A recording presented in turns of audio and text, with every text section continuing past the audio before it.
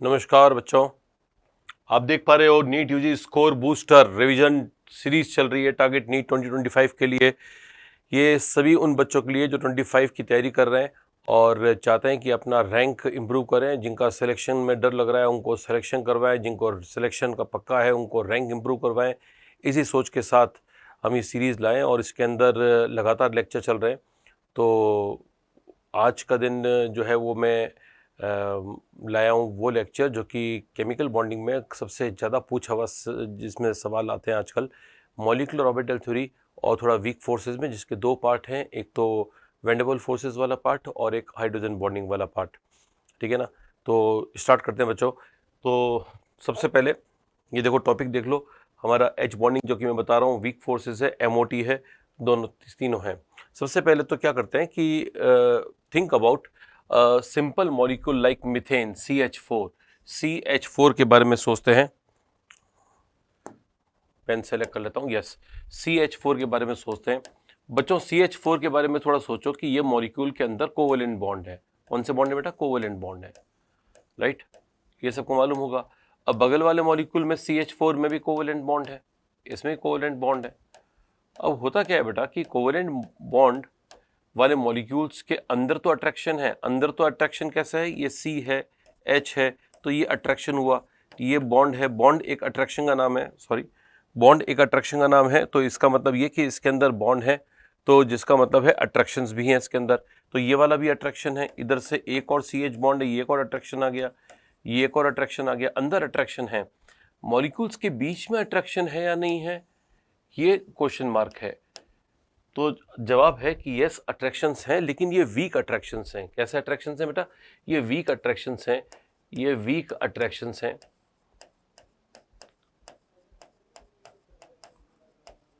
और week attractions के कारण ही जो कोवेलेंट मॉलिक्यूल्स होते हैं ऐसे, इनके होते हैं lower boiling and melting point, lower boiling point oblique melting point, right.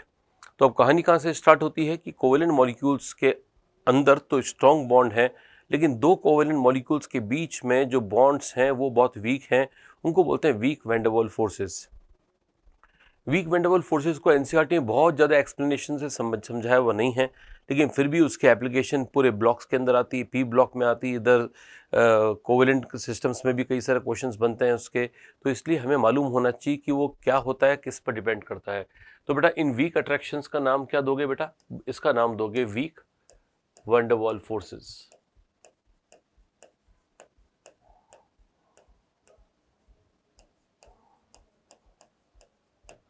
ठीक है बच्चों। और ये weak van der Waals forces depend किस पे करते हैं? तो जो weak van der Waals forces हैं, WVF फुल फॉर्म है weak van der Waals forces, ये डिपेंड करते हैं दो बातों पर। एक तो डिपेंड करते हैं ये सरफेस एरिया पर, सरफेस एरिया पर, और दूसरा डिपेंड करते हैं, पहला तो सरफेस एरिया हो गया, सरफेस एरिया का मतलब कि कितना वो बड़ा मॉलिक्यूल है, छोटा मॉलिक्यूल है करके, और दूसरा है मॉलिक्यूलर मास, मॉलिक्यूलर मास, है ना। सरफेस एरिया अगर ज़्यादा होगा, जैसे मीथेन की जगह में इथेन ले लूँ, तो इथेन का मॉलिक्यूल थोड़ा और बड़ा होगा, C2H6 और बड़ा होगा। तो बगल वाला C2H6 भी क्यों छोटा होगा? वो भी तो बड़ा ही होगा। तो बड़े मॉलिक्यूल्स में जो इंटरेक्शन का एरिया होगा वो ज़्यादा होगा, इसलिए वो ज़्यादा इंटरेक्ट कर पाएंगे। इंटरेक्शन एरिया ज़्यादा है, वो ज़्यादा इंटरेक्ट कर पाएंगे। इसका मतलब इनके वैन डर वाल्स फोर्सेस थोड़े से स्ट्रॉन्गर साइड पर हो जाएंगे। रहेंगे तो अभी भी ये वीक कहलाएंगे, तो वीक, लेकिन मीथेन के weak van der Waals forces की तुलना में जो इथेन के weak van der Waals forces हैं वो थोड़े से स्ट्रॉन्गर होते हैं। तो ऐसे सवालों का जवाब अब आपको आ जाएगा कि सवाल आ जाए, बताओ मीथेन इथेन में सबसे, मीथेन इथेन दोनों में किसका boiling point melting point high है लो है करके, तो जिसके अंदर सरफेस एरिया ज़्यादा है, जो बड़ा मॉलिक्यूल है जिसका सरफेस एरिया ज़्यादा है, एग्जैक्टली उसका ही मेल्टिंग एंड बॉइलिंग पॉइंट ज़्यादा होगा। दूसरा एक और इम्पॉर्टेंट क्राइटेरिया आता है, वो है मॉलिक्यूलर मास। अगर मॉलिक्यूलर मास ज़्यादा है, तो भी मॉलिक्यूलर मास ज़्यादा होने का मतलब है उसमें न्यूक्लियस में प्रोटॉन्स की संख्या ज़्यादा है, इलेक्ट्रॉन्स की संख्या ज़्यादा है, तो एक का प्रोटॉन दूसरे के इलेक्ट्रॉन को ज़्यादा अच्छे से अट्रैक्ट कर पाएगा। तो जो हायर मॉलिक्यूलर मास वाले मॉलिक्यूल्स हैं वो भी आपस में ज़्यादा अट्रैक्ट होते हैं। फॉर एग्जांपल अगर मैं बात करूं PH3 की, अगर मैं बात करूं PS3 की, तो आप सब जानते हैं बेटा ये भी कोवेलेंट मॉलिक्यूल है। ऐसे ही ASH3 आर्सेनिक हाइड्राइड, ये भी कोवेलेंट मॉलिक्यूल है। अब कोई पूछे आपसे कि PH3 और ASH3 में किसका मॉलिक्यूलर मास ज़्यादा है, तो आप बोलोगे ASH3 का ज़्यादा है। तो इसलिए जिसका मॉलिक्यूलर मास ज़्यादा है उसमें अट्रैक्शंस भी ज़्यादा होंगे, और अट्रैक्शंस अगर ज़्यादा हैं तो उसका मेल्टिंग और बॉइलिंग पॉइंट हाई होगा। तो इसका मतलब आगे से ध्यान रखना बच्चों, NCERT में भी पॉइंट लिखा हुआ है, इसका मेल्टिंग और बॉइलिंग पॉइंट ज़्यादा है। ASH3 का higher melting point oblique boiling point. ठीक है ना बच्चों? तो क्या समझ में आ गई बात? ठीक है, कि बात समझ में ये आ गई कि जिनका मॉलिक्यूलर मास ज़्यादा होगा, जिनका सरफेस एरिया ज़्यादा होगा, उनमें वंडर वॉल अट्रैक्शंस भी ज़्यादा होंगे, इसलिए उनके बॉइलिंग पॉइंट, मेल्टिंग पॉइंट ज़्यादा होने की संभावना रहेंगी। इसका एग्जाम्पल देता हूँ बेटा, मैं आपको एग्जाम्पल देता हूँ। एग्जाम्पल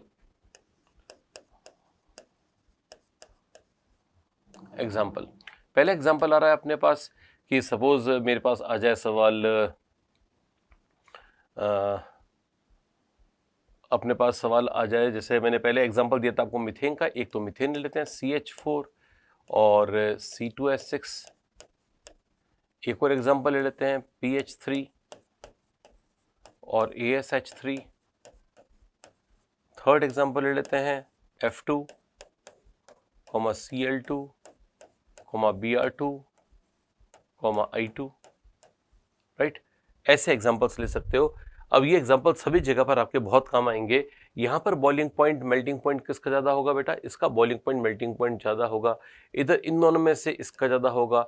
F2Cl2 Br2 I2 में से जो ज़्यादा मास और ज़्यादा सरफेस एरिया है वो आयोडीन के पास है, तो इसका फर्स्ट हो जाएगा, इसका सेकेंड हो जाएगा, इसका थर्ड हो जाएगा और इसका फोर्थ हो जाएगा। अगर आपको पूछा जाए बताओ फ्लोरीन, क्लोरीन, ब्रोमीन और आयोडीन में कौन से मॉलिक्यूल्स के बीच में अट्रैक्शन ज़्यादा है, आयोडीन या ब्रोमीन या क्लोरीन या फ्लोरीन, तो आपको समझ में आ रहा होगा, आपका सीधा जवाब होगा आयोडीन।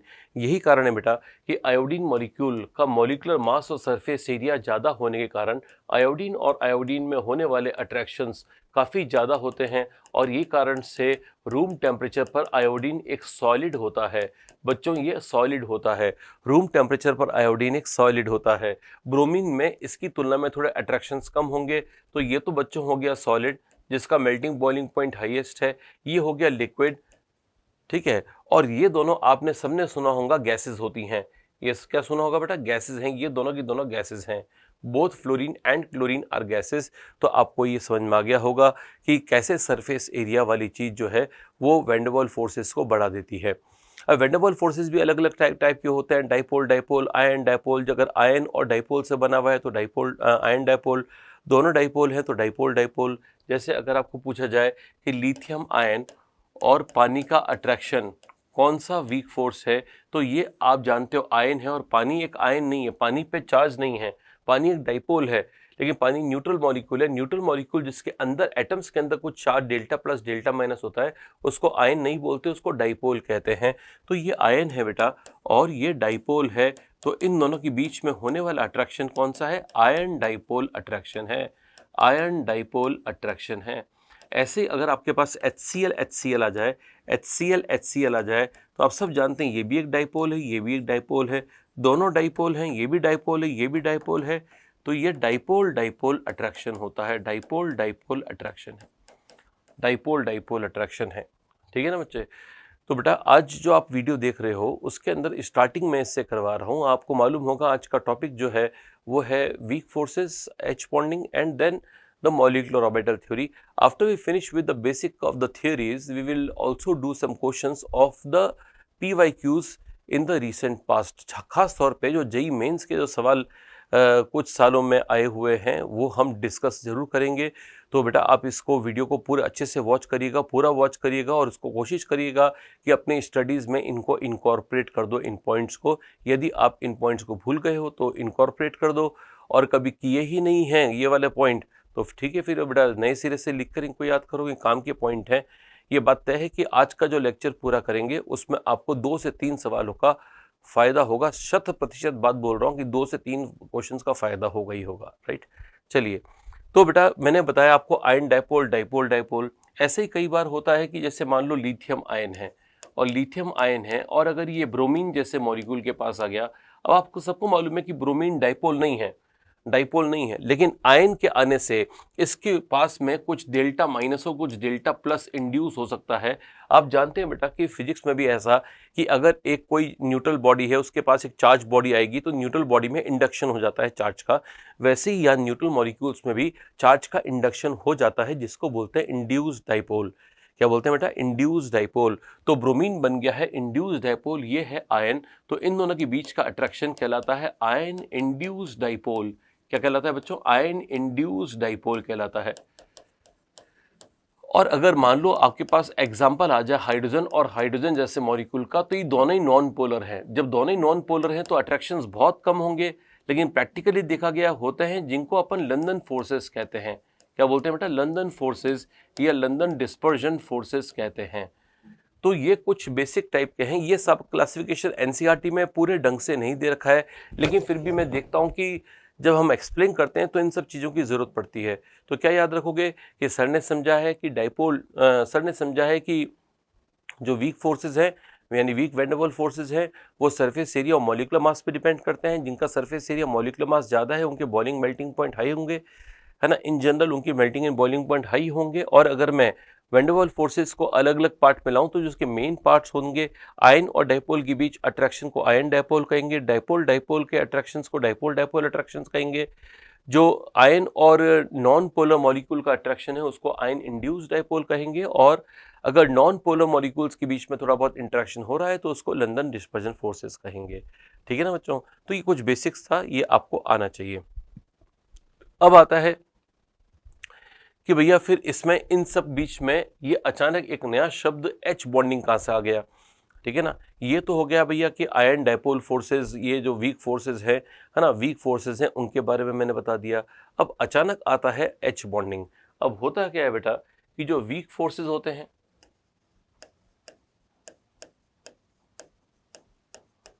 वीक फोर्सेस, उनमें एक जो मैंने अभी डिस्कस किया van der Waals forces,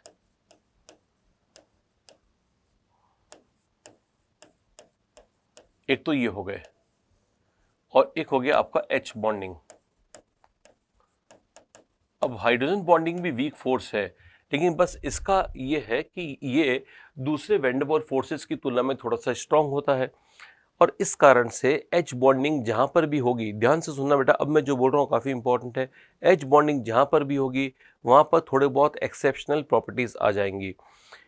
repeat कर रहा हूँ, एच बॉन्डिंग जहां पर भी होगी वहां पर थोड़ी बहुत एक्सेप्शनल प्रॉपर्टीज आ जाएंगी। I will explain and I will prove why I am saying this statement, क्योंकि कुछ बच्चे सोचते हैं कि अच्छा ये तो सर का बोलने में कोई ऐसे ही होगा कि पार्ट होगा, इसमें ज़्यादा इंपॉर्टेंट नहीं, इस पर क्वेश्चन थोड़ी ना दिया है। बेटा हर बात पे क्वेश्चन को एनालिसिस मत करो, आप तो ये देखो कि ये वाला पार्ट मैं जो खुद चला के बोल रहा हूँ कि आगे के लिए काफ़ी इंपॉर्टेंट है, तो उसको सुन लो। एच बॉन्डिंग जहाँ पर भी होगी वहाँ पे थोड़ी बहुत एक्सेप्शनल प्रॉपर्टीज आएंगी। Let us understand the H bonding first and then how H bonding creates a number of exceptions in the chemistry, वो हम सीखेंगे। तो सबसे पहले एच बॉन्डिंग के बारे में जो बेसिक बात है एच बॉन्डिंग के बारे में, हाइड्रोजन जुड़ा होना चाहिए किसी एलिमेंट X से, जिसकी प्रॉपर्टी होनी चाहिए कि ये FON की तरह हाईली इलेक्ट्रोनेगेटिव एलिमेंट होना चाहिए। कैसा होना चाहिए बेटा? Highly electronegative element. अगर ये हाईली इलेक्ट्रोनेगेटिव एलिमेंट होगा तो क्या होगा बच्चों, वो सुनना, यहाँ पर आपके पास है HX, अब यहाँ पर है डेल्टा प्लस और यहाँ पे डेल्टा माइनस, क्योंकि आपने खुद नहीं कह दिया कि इलेक्ट्रोनेगेटिव है तो माइनस आएगा ही इसके ऊपर। एक बगल में एक और मॉलिक्यूल लो आप HX। अब आप क्या करोगे, ये HX जब पास में होंगे तो इसका डेल्टा प्लस और डेल्टा माइनस यहाँ से अट्रैक्ट होगा बेटा, बस इसी बॉन्डिंग का नाम हम एच बॉन्डिंग दे देंगे, एच बॉन्डिंग दे देंगे।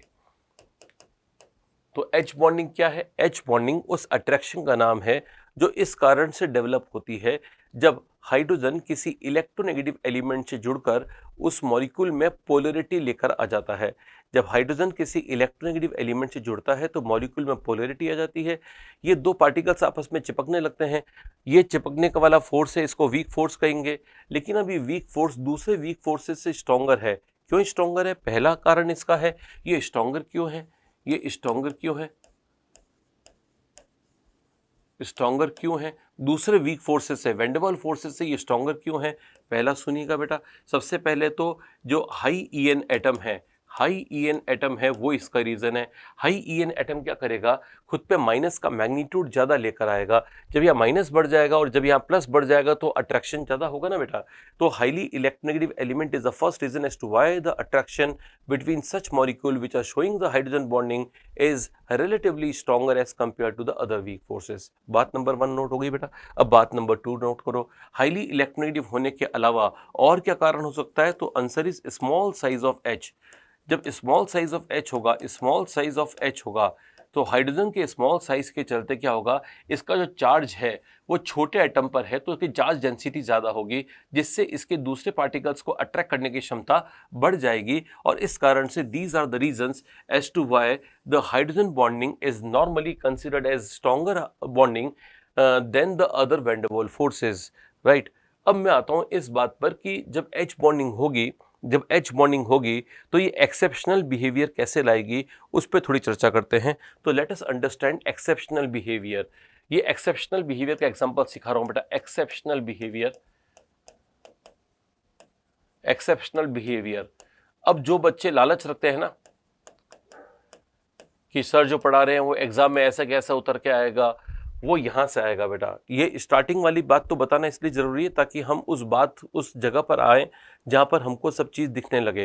लेकिन अब जबकि हमने पहले वाली चीजें समझ ली हैं तो अब एक्सेप्शनल बिहेवियर के बाद जल्दी से करते हैं कि एक्सेप्शनल बिहेवियर कहां से आता है। तो वो देखो बेटा, आप ये देखो बेटा कि हमारे पास NH3 होता है, हमारे पास PH3 भी होता है, हमारे पास ASH3 भी होता है और हमारे पास SbH3 और BiH3 भी होते हैं। इनको बोलते हैं ग्रुप 15 के हाइड्राइड्स। क्या बोलते हैं इनको? ग्रुप 15 के हाइड्राइड्स, ठीक है ना। इन पर बहुत महत्वपूर्ण सवाल बनता है और वो ये कि भैया इनमें ऊपर से नीचे आएंगे तो क्या होगा, बॉइलिंग पॉइंट मेल्टिंग पॉइंट का क्या होगा। मैंने अभी थोड़ी देर पहले बताया था कि जो वीक फोर्सेस होते हैं या जो मेल्टिंग एंड बॉइलिंग पॉइंट है वो डिपेंड करते हैं कितने वीक फोर्सेस हैं, और वीक फोर्सेस डिपेंड करते हैं इस बात पे सरफेस एरिया बढ़ रहा है, मॉलिक्यूलर मास बढ़ रहा है कि कम हो रहा है।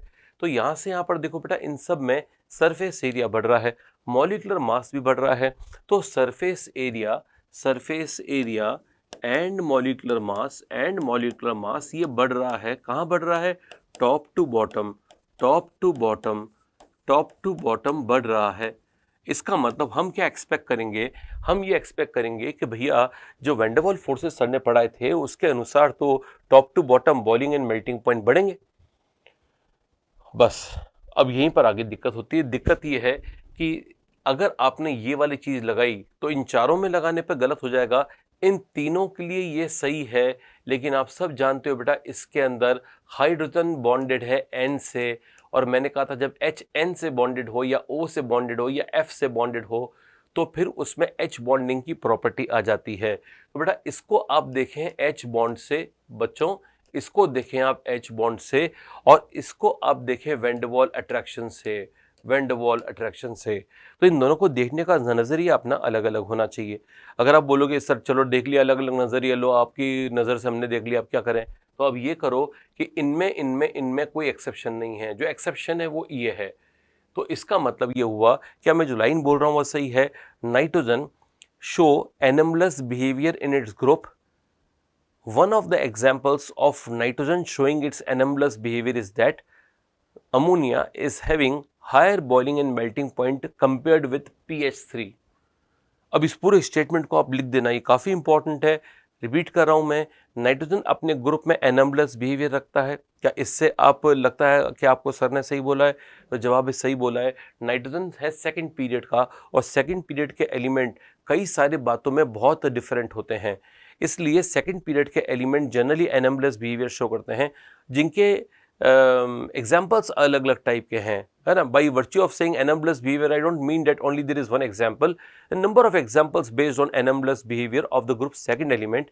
एक एग्जाम्पल ये जो मैंने आपको दिया है वो ध्यान रख लीजिएगा कि नाइट्रोजन का जो कंपाउंड है अमोनिया, वो अमोनिया अपने ग्रुप में होना चाहिए था सबसे low boiling and melting point का, lowest boiling and melting point का होना चाहिए था, लेकिन इसका boiling and melting point expected से हाई होता है because of a property that incorporates in ammonia and which this property is called hydrogen bonding.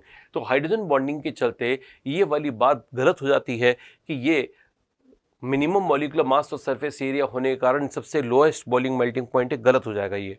हाँ, इन तीनों में आप कंपेयर करो, कोई दिक्कत नहीं है। PS3, AsS3, SbS3 में टॉप टू बॉटम आएंगे तो मॉलिक्यूलर मास बढ़ रहा है, सरफेस एरिया बढ़ रहा है, मतलब बॉइलिंग पॉइंट बढ़ेगा, मेल्टिंग पॉइंट बढ़ेगा। लेकिन किंतु परंतु अमोनिया को उस भीड़ में मत लाना, अमोनिया को अलग थलग ले जाओ। अब आप बोलोगे सर अमोनिया को अलग ले जाएं तो क्या करें? तो बेटा अमोनिया को क्या करो, अमोनिया के लिए याद रखो कि ये अगर मैं सपोज बॉइलिंग पॉइंट डिस्कस कर रहा हूं, तो अमोनिया जो है NH3 जो है वो बॉइलिंग पॉइंट के मामले में अपने ग्रुप में सेकंड नंबर पर है इन 4 में। अगर 5वां मॉलिक्यूल लिख देता मैं BiS3 तब तो तीसरे नंबर पे हो जाता, लेकिन इन 4 के अंदर लिखूंगा तो सेकंड नंबर पे होता है। तो आपको ध्यान रखना है कि 4 मॉलिक्यूल में, 4 हाइड्राइड्स में अमोनिया का प्रैक्टिकली देखा गया है बॉइलिंग पॉइंट लास्ट पे होना चाहिए था, वैन डर वाल्स फोर्सेस के कारण ये चौथे पे होना चाहिए था, लेकिन H बॉन्डिंग का तड़का लगाने से ये सेकंड नंबर पर आ गया, मतलब इसका बॉइलिंग और मेल्टिंग पॉइंट थोड़ा सा हाई हो गया। राइट तो अमोनिया का बॉइलिंग पॉइंट कौन से नंबर पे है? सेकंड नंबर पे है। अब अगर मैं आपसे ही पूछूं, चलो ये तो सेकंड आपने याद कर लिया, फर्स्ट कौन है बताओ? तो इन चारों में अगर ये सेकंड है तो दूसरा कोई फर्स्ट वो होगा जिसका मॉलिक्यूलर मास ज्यादा है, क्योंकि इसके पास तो मॉलिक्यूलर मास के अलावा कोई रीजन ही नहीं है। तो इसका मतलब ये हो गया फर्स्ट, सेकंड तो ये है ही है, तो ये हो गया थर्ड और ये हो गया फोर्थ। सॉल्व हो गया बेटा। तो आज के बाद कोई ग्रुप 15 के बॉइलिंग पॉइंट के ऑर्डर पूछेगा तो बता दोगे ना? ग्रुप 15 के बॉइलिंग पॉइंट को ऑर्डर याद करने का तरीका है, अमोनिया सेकंड नंबर पर है। अमोनिया कौन से नंबर पर है? सेकंड नंबर पर है। ये पहला एग्जाम्पल हो गया H बॉन्डिंग के एक्सेप्शनल बिहेवियर का, कि अपने ग्रुप में एक्सेप्शन कैसे लेकर आता है उसका। यहीं पर ये अगर आप देखोगे बेटा, अगर आप मेल्टिंग पॉइंट की बात करेंगे मुझसे, मेल्टिंग पॉइंट की बात करेंगे तो मेल्टिंग पॉइंट होता है सॉलिड का। अमोनिया का जब सॉलिड स्टेट देखते हैं तो एकदम लीनियर पैकिंग रहती है और इस कारण से इसका मेल्टिंग पॉइंट एक्सपेक्टेड से अच्छा आता है, क्योंकि पैकिंग भी होती है। आप जानते हैं बेटा, जब मेल्ट किसी को करते हैं तो वो सॉलिड को मेल्ट करते हैं और सॉलिड के अंदर पैकिंग होती है। पैकिंग अच्छी भी हो सकती है, बेकार भी हो सकती है, और पैकिंग का अनुमान हमें नहीं लगता, हमें किताबों में लिखी हुई बात को याद करना पड़ेगा, मान लेना पड़ेगा। तो आपके पास भी यही ऑप्शन है कि मेरी बात सुन के उसको याद रख लो कि अमोनिया में पैकिंग बहुत अच्छी होती है, इसलिए उसका मेल्टिंग पॉइंट बॉइलिंग पॉइंट से भी ऊपर, मतलब बॉइलिंग पॉइंट तो सेकंड नंबर पे था, लेकिन melting point of ammonia stands on first number. तो आपको ध्यान रखना है कि अमोनिया बॉइलिंग पॉइंट के मामले में सेकंड नंबर पर है, परंतु मेल्टिंग पॉइंट के मामले में फर्स्ट नंबर पर है, ये बात ध्यान रखें। राइट, ये हमारा हो गया सॉल्व ग्रुप नंबर 15 के हाइड्राइड्स। इसी प्रकार से ग्रुप 16 के हाइड्राइड्स अगर आप देखेंगे तो वो H2O है बेटा। H2O के बाद H2S है, H2SE है और H2TE है। अगर आप और चाहते हो तो H2PO भी लिख दीजिएगा, कोई फर्क नहीं पड़ेगा। आपको ये ध्यान रखना है कि इसके अंदर यहाँ पर अलग है, ये एक्सेप्शनल कंपाउंड है बिकॉज ऑफ H बॉन्डिंग, इसमें H बॉन्ड का तड़का लगाना है, इनके अंदर वैन डर वाल्स फोर्सेस से करना है, ठीक है ना। H2O का जो बॉइलिंग पॉइंट है वो भी अपने ग्रुप में फर्स्ट नंबर पर है, मेल्टिंग पॉइंट भी अपने ग्रुप में फर्स्ट नंबर पर है। तो ये आपको ध्यान रखना पड़ेगा कि ये अपने ग्रुप में कौन से नंबर पर है। तो ये 1-1 है, मतलब दोनों नंबर में A1 1-1 A1। H2O is number 1। Number 1 किस में? बॉइलिंग में, मेल्टिंग में, आंसर है दोनों में।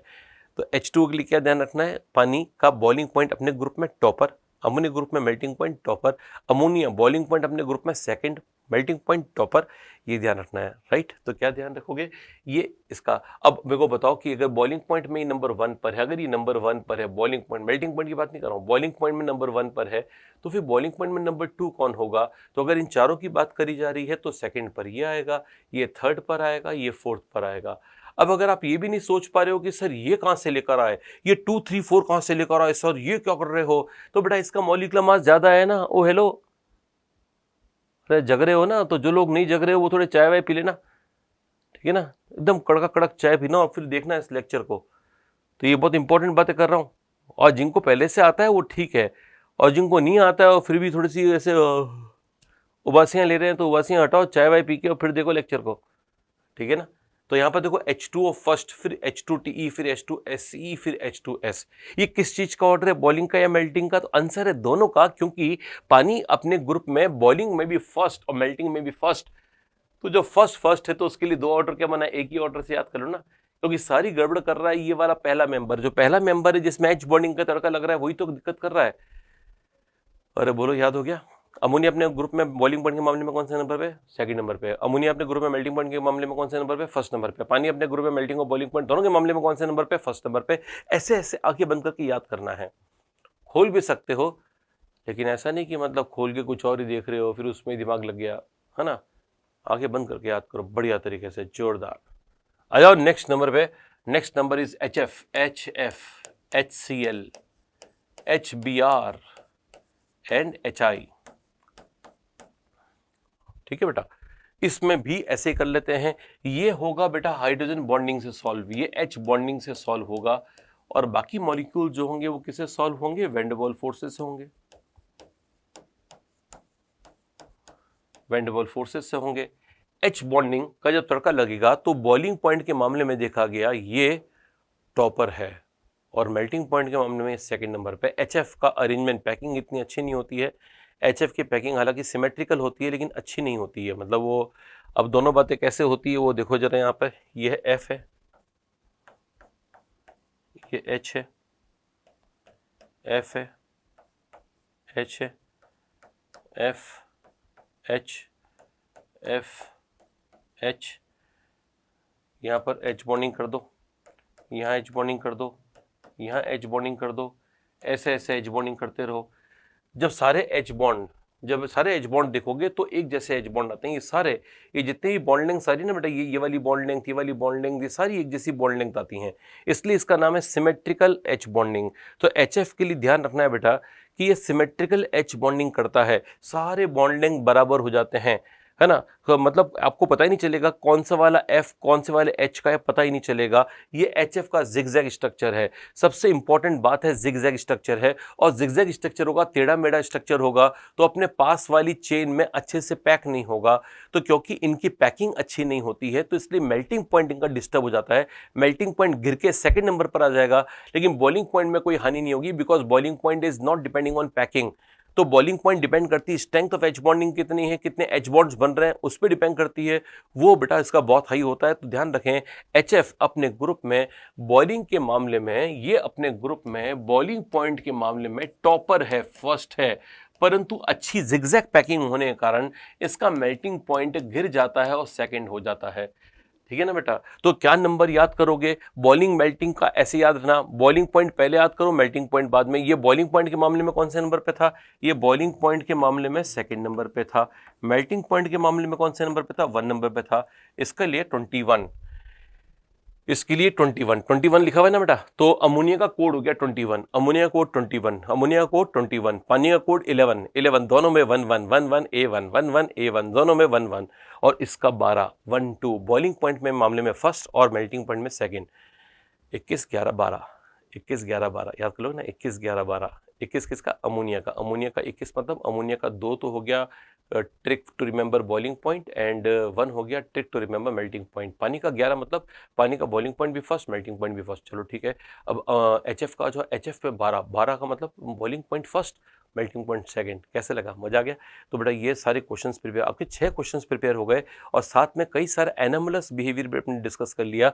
This is example of anomalous behaviour of nitrogen, because its compound ammonia shows deviation in the boiling point and the melting point order because of something that is called hydrogen bonding. Then oxygen के anomalous behaviour का example हो गया उसका compound पानी का जो boiling point अपने group में एबनॉर्मल होता है, मेल्टिंग पॉइंट भी एबनॉर्मल होता है। नॉर्मल तो तब होता है जब लास्ट होता, क्योंकि इसका मॉलिक्यूलर मास तो ये गवाही दे रहा है कि इसका मॉलिक्यूलर मास सबसे कम होने के कारण इसका बॉइलिंग पॉइंट और मेल्टिंग पॉइंट मिनिमम होना चाहिए था। ठीक है ना बेटा। तो बॉइलिंग और मेल्टिंग पॉइंट मिनिमम अगर होता है, इसका वाकई में होता, तो हम बोलते बेटा, जोर से बोलते मॉलिक्यूलर वेट की जय हो, सरफेस एरिया की जय हो, ये बोलते हम। लेकिन अब हमें बोलना पड़ रहा है नहीं, H बॉन्डिंग की जय हो, H बॉन्डिंग की जय हो, राइट। इसका मतलब H बॉन्डिंग वो जबरदस्त चीज है जो इसमें जो ऑर्डर है बॉइलिंग मेल्टिंग का उसको डिस्टर्ब कर रहा है, राइट। इसी प्रकार से HF, HCl, HBr, HI में फ्लोरीन का NM+ बिहेवियर का एग्जाम्पल है उसका एक कंपाउंड HF, जो कि उसके बॉइलिंग को मेल्टिंग पॉइंट के ऑर्डर को डिस्टर्ब कर दे रहा है। राइट, ये क्लियर हुआ? 6 सवाल तैयार हो गए बेटा। 6 कैसे? क्योंकि 1-2 सवाल तो ये हो गए बॉइलिंग मेल्टिंग के, 2 सवाल ये हो गए बॉइलिंग मेल्टिंग के, 2 सवाल ये हो गए, 6 सवाल तैयार हो गए।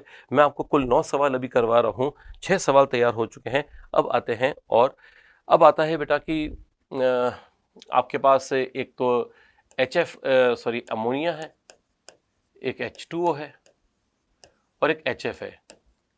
अगर इन आपस में कंपेयर किया जाए कि वह सबसे स्ट्रॉन्ग H बॉन्डिंग किस में है, तो H बॉन्डिंग की स्ट्रेंथ किससे आती है? तो H बॉन्डिंग की स्ट्रेंथ इससे आती है कि जब हाइड्रोजन जुड़ा होता है X से, तो जब ये हाई EN का हो, हाई इलेक्ट्रोनेगेटिविटी का हो, हाई EN का हो, तो क्या होगा, इस पे माइनस चार्ज काफ़ी बड़ा आएगा, इस पे प्लस भी काफ़ी बड़ा आएगा, तो इसका अट्रैक्शन ज़्यादा होगा, मोर अट्रैक्शन, और अट्रैक्शन ज़्यादा होगा तो H बॉन्डिंग स्ट्रॉन्ग बनेगी।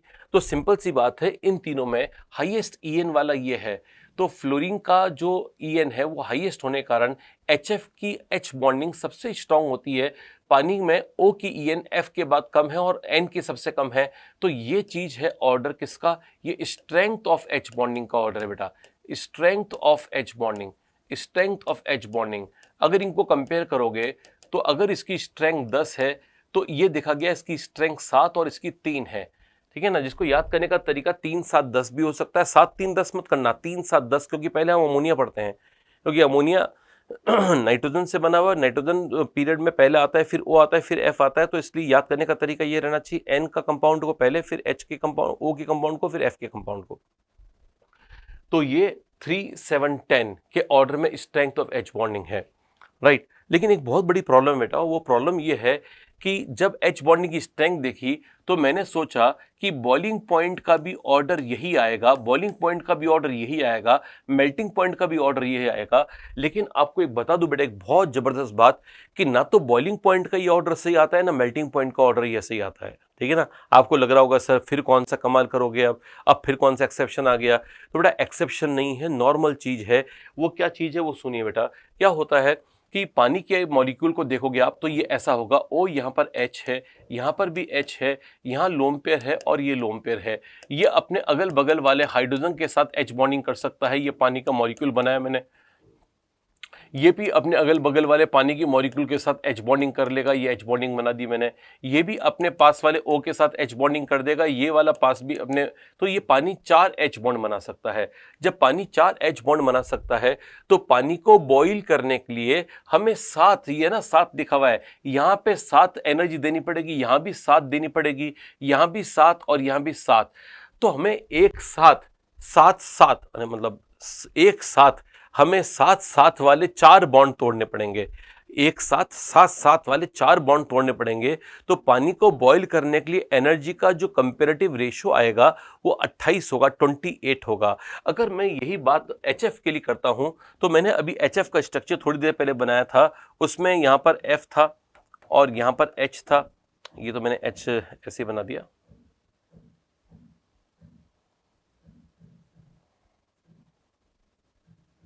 हाँ चलो, ये तो मैं इसको हटा दूंगा।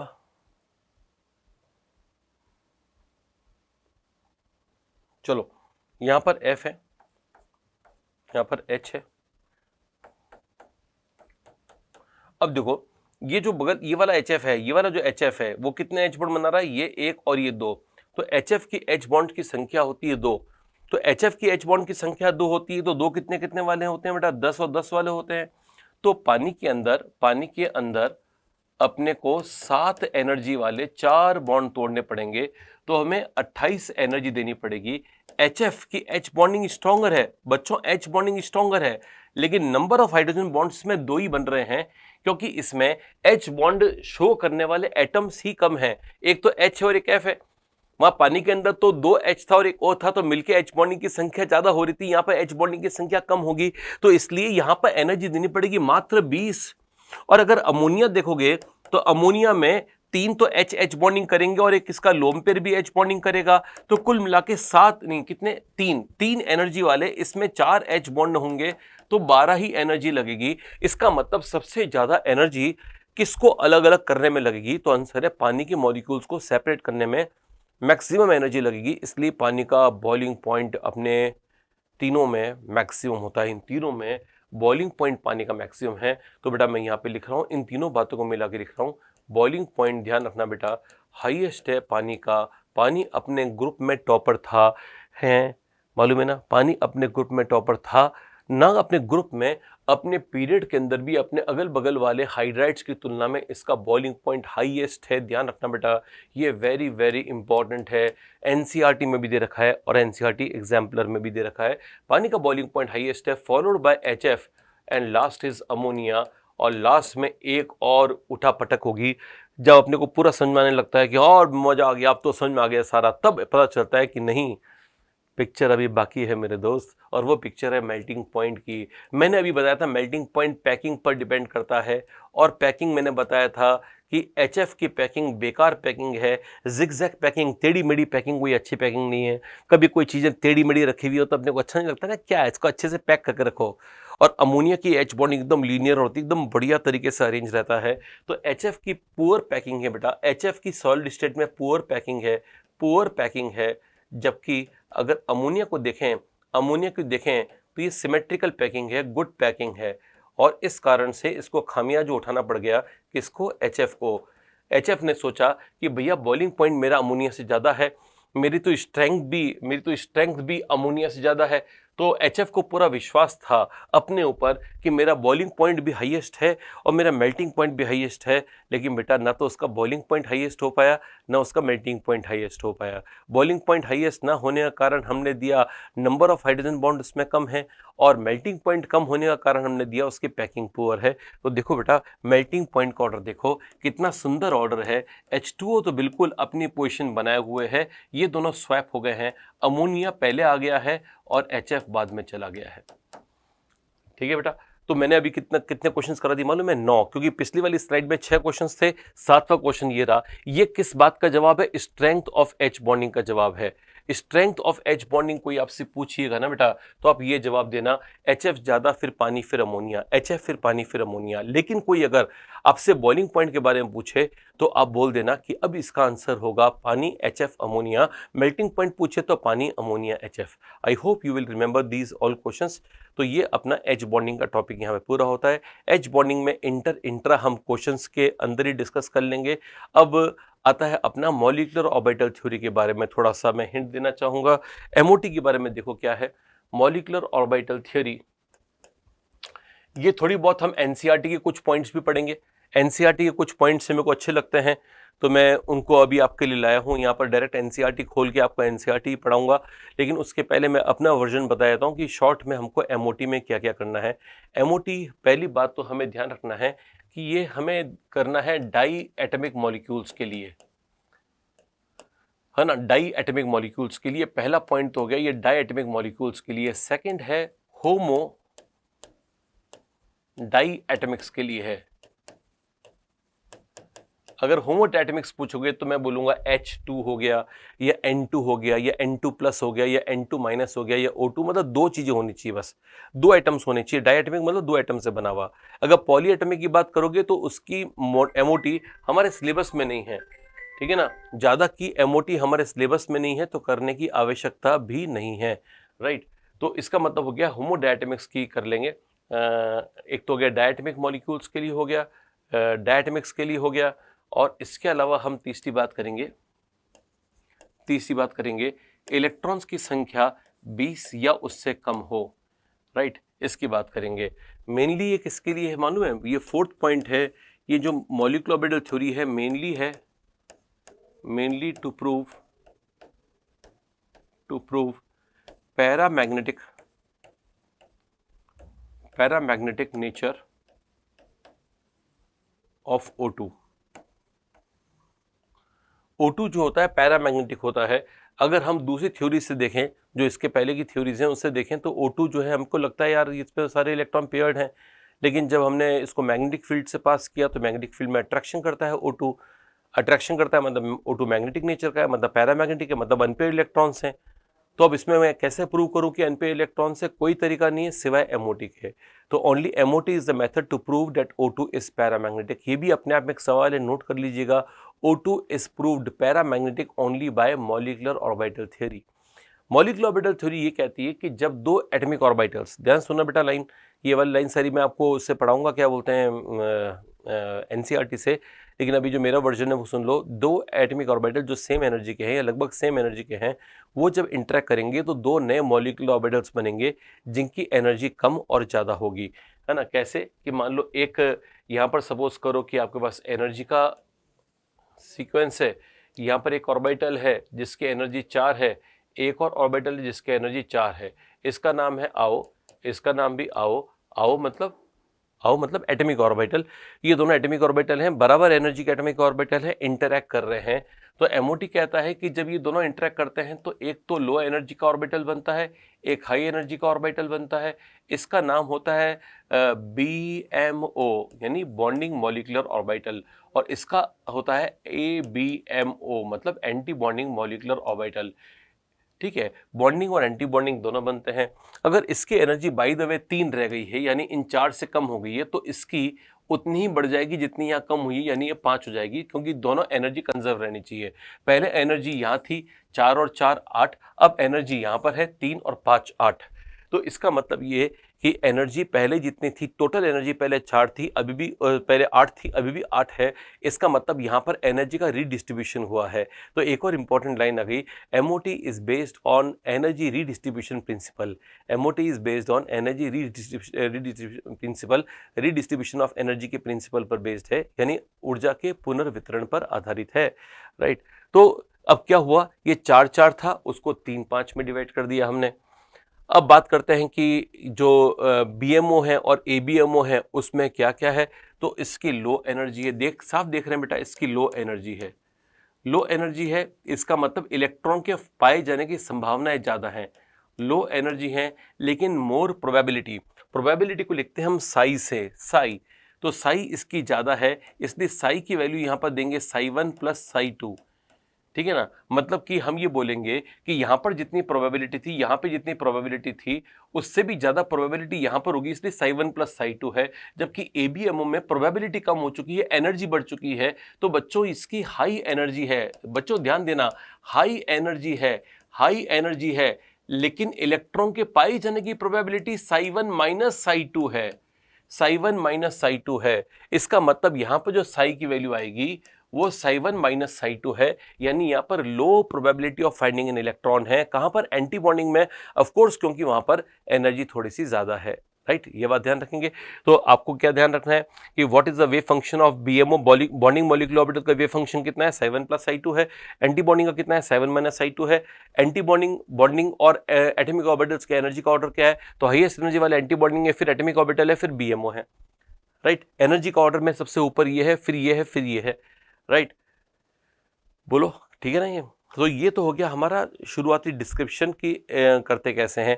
अब बात ये आती है कि अच्छा, हमने मॉलिक्यूल बनाए, जैसे कि सपोज हमने बनाया मॉलिक्यूल लाइक N2। तो N2 मॉलिक्यूल में तो N2 मॉलिक्यूल किससे बना है, N, N से बना है। इस N के पास 1s है, तो इसके पास भी 1s है, तो ये दोनों सेम एनर्जी के हैं, तो ये इंटरेक्ट कर जाएंगे। तो इन दोनों से बनेंगे 2MO, 2 मॉलिक्यूलर ऑर्बिटल्स बनेंगे बेटा। अब आप बोलोगे N के पास तो सर 2s भी होता है, इस N के पास भी 2s होता है, बिल्कुल होता है बेटा। तो इन दोनों से कंबाइन होके 2MO और बन जाएंगे। फिर अगर आप बोलोगे सर इसके पास तो 2p भी होता है, इसके पास भी 2p होता है, बिल्कुल सही है बेटा। तो ये 2p में 3 डब्बे होते हैं, 3 ऑर्बिटल होते हैं, यहाँ भी 3 होते हैं, तो इससे बन जाएंगे 6MO। इसका मतलब हो गया बेटो कि N2 मॉलिक्यूल में 1s की कॉम्बिनेशन से 2, 2s की कॉम्बिनेशन से 2 और 2p की कॉम्बिनेशन से 6 मॉलिक्यूलर ऑर्बिटल और टोटल 10 मॉलिक्यूलर ऑर्बिटल्स बन जाएंगे। लेकिन इन 10 को जमाने का तरीका क्या होगा, वो हमें रटना पड़ेगा, वो याद करने वाली चीज है। ध्यान देना, वो याद करने वाली चीज है। और ये वाली चीज को एक बहुत मतलब ऐसी चीज से कि जो हमारे सिलेबस में नहीं है ना, जिसको बोलते हैं SP मिक्सिंग की मदद से हम N2 के कॉन्फ़िगरेशन डिसाइड करेंगे। क्योंकि बेटा ये तो MO बना दिए, अब MO की एनर्जी का ऑर्डर तो बताना पड़ेगा ना। तो एनर्जी ऑर्डर ऑफ MO, जो एनर्जी ऑर्डर ऑफ MO है वो देखना बेटा क्या है, बहुत मजेदार चीज है। एनर्जी ऑर्डर ऑफ MO, ये कैसा आएगा? तो ये दो एमओ बने हैं, उनमें एक तो है सिग्मा 1s, एक है सिग्मा स्टार 1s। 1s से मैंने कहा था जो ये एटॉमिक ऑर्बिटल है और ये भी एटॉमिक ऑर्बिटल है, मैंने कहा था डायग्राम से जब दो एटॉमिक ऑर्बिटल सेम एनर्जी वाले कंबाइन करेंगे तो दो नए मॉलिक्यूलर ऑर्बिटल्स बन जाएंगे, एक बॉन्डिंग एक एंटी बॉन्डिंग। एंटी बॉन्डिंग को तारे से एक्सप्लेन करते हैं। एस और एस का कॉम्बिनेशन हमेशा सिग्मा टाइप का होगा, इसलिए इसका बॉन्डिंग भी सिग्मा बनेगा, एंटी बॉन्डिंग भी सिग्मा बनेगा। हो गया बेटा। अब आता है 2s में दो मॉलिक्यूलर ऑर्बिटल्स हैं, तो एक से बनेगा सिग्मा 2s, एक से बनेगा सिग्मा स्टार 2s। ठीक है ना। तो बेटा 1s और 2s की जंग तो हर कोई जीत जाता है। अब खतरनाक होता है p की जंग। वो जो p की जंग होती है ना, p और p जब कंबाइन करेंगे तो नए जो 6 बनेंगे, उनके नाम क्या है, ऑर्डर क्या है। तो बेटा अब ये ध्यान रखना कि जहां sp मिक्सिंग होगी N2 वाले छोटे मॉलिक्यूल्स में, N2 तक वाले मॉलिक्यूल्स में sp मिक्सिंग के कारण यहां पर हमें ट्रिक ध्यान रखनी पड़ेगी, और वो ट्रिक है 2-1-2-1।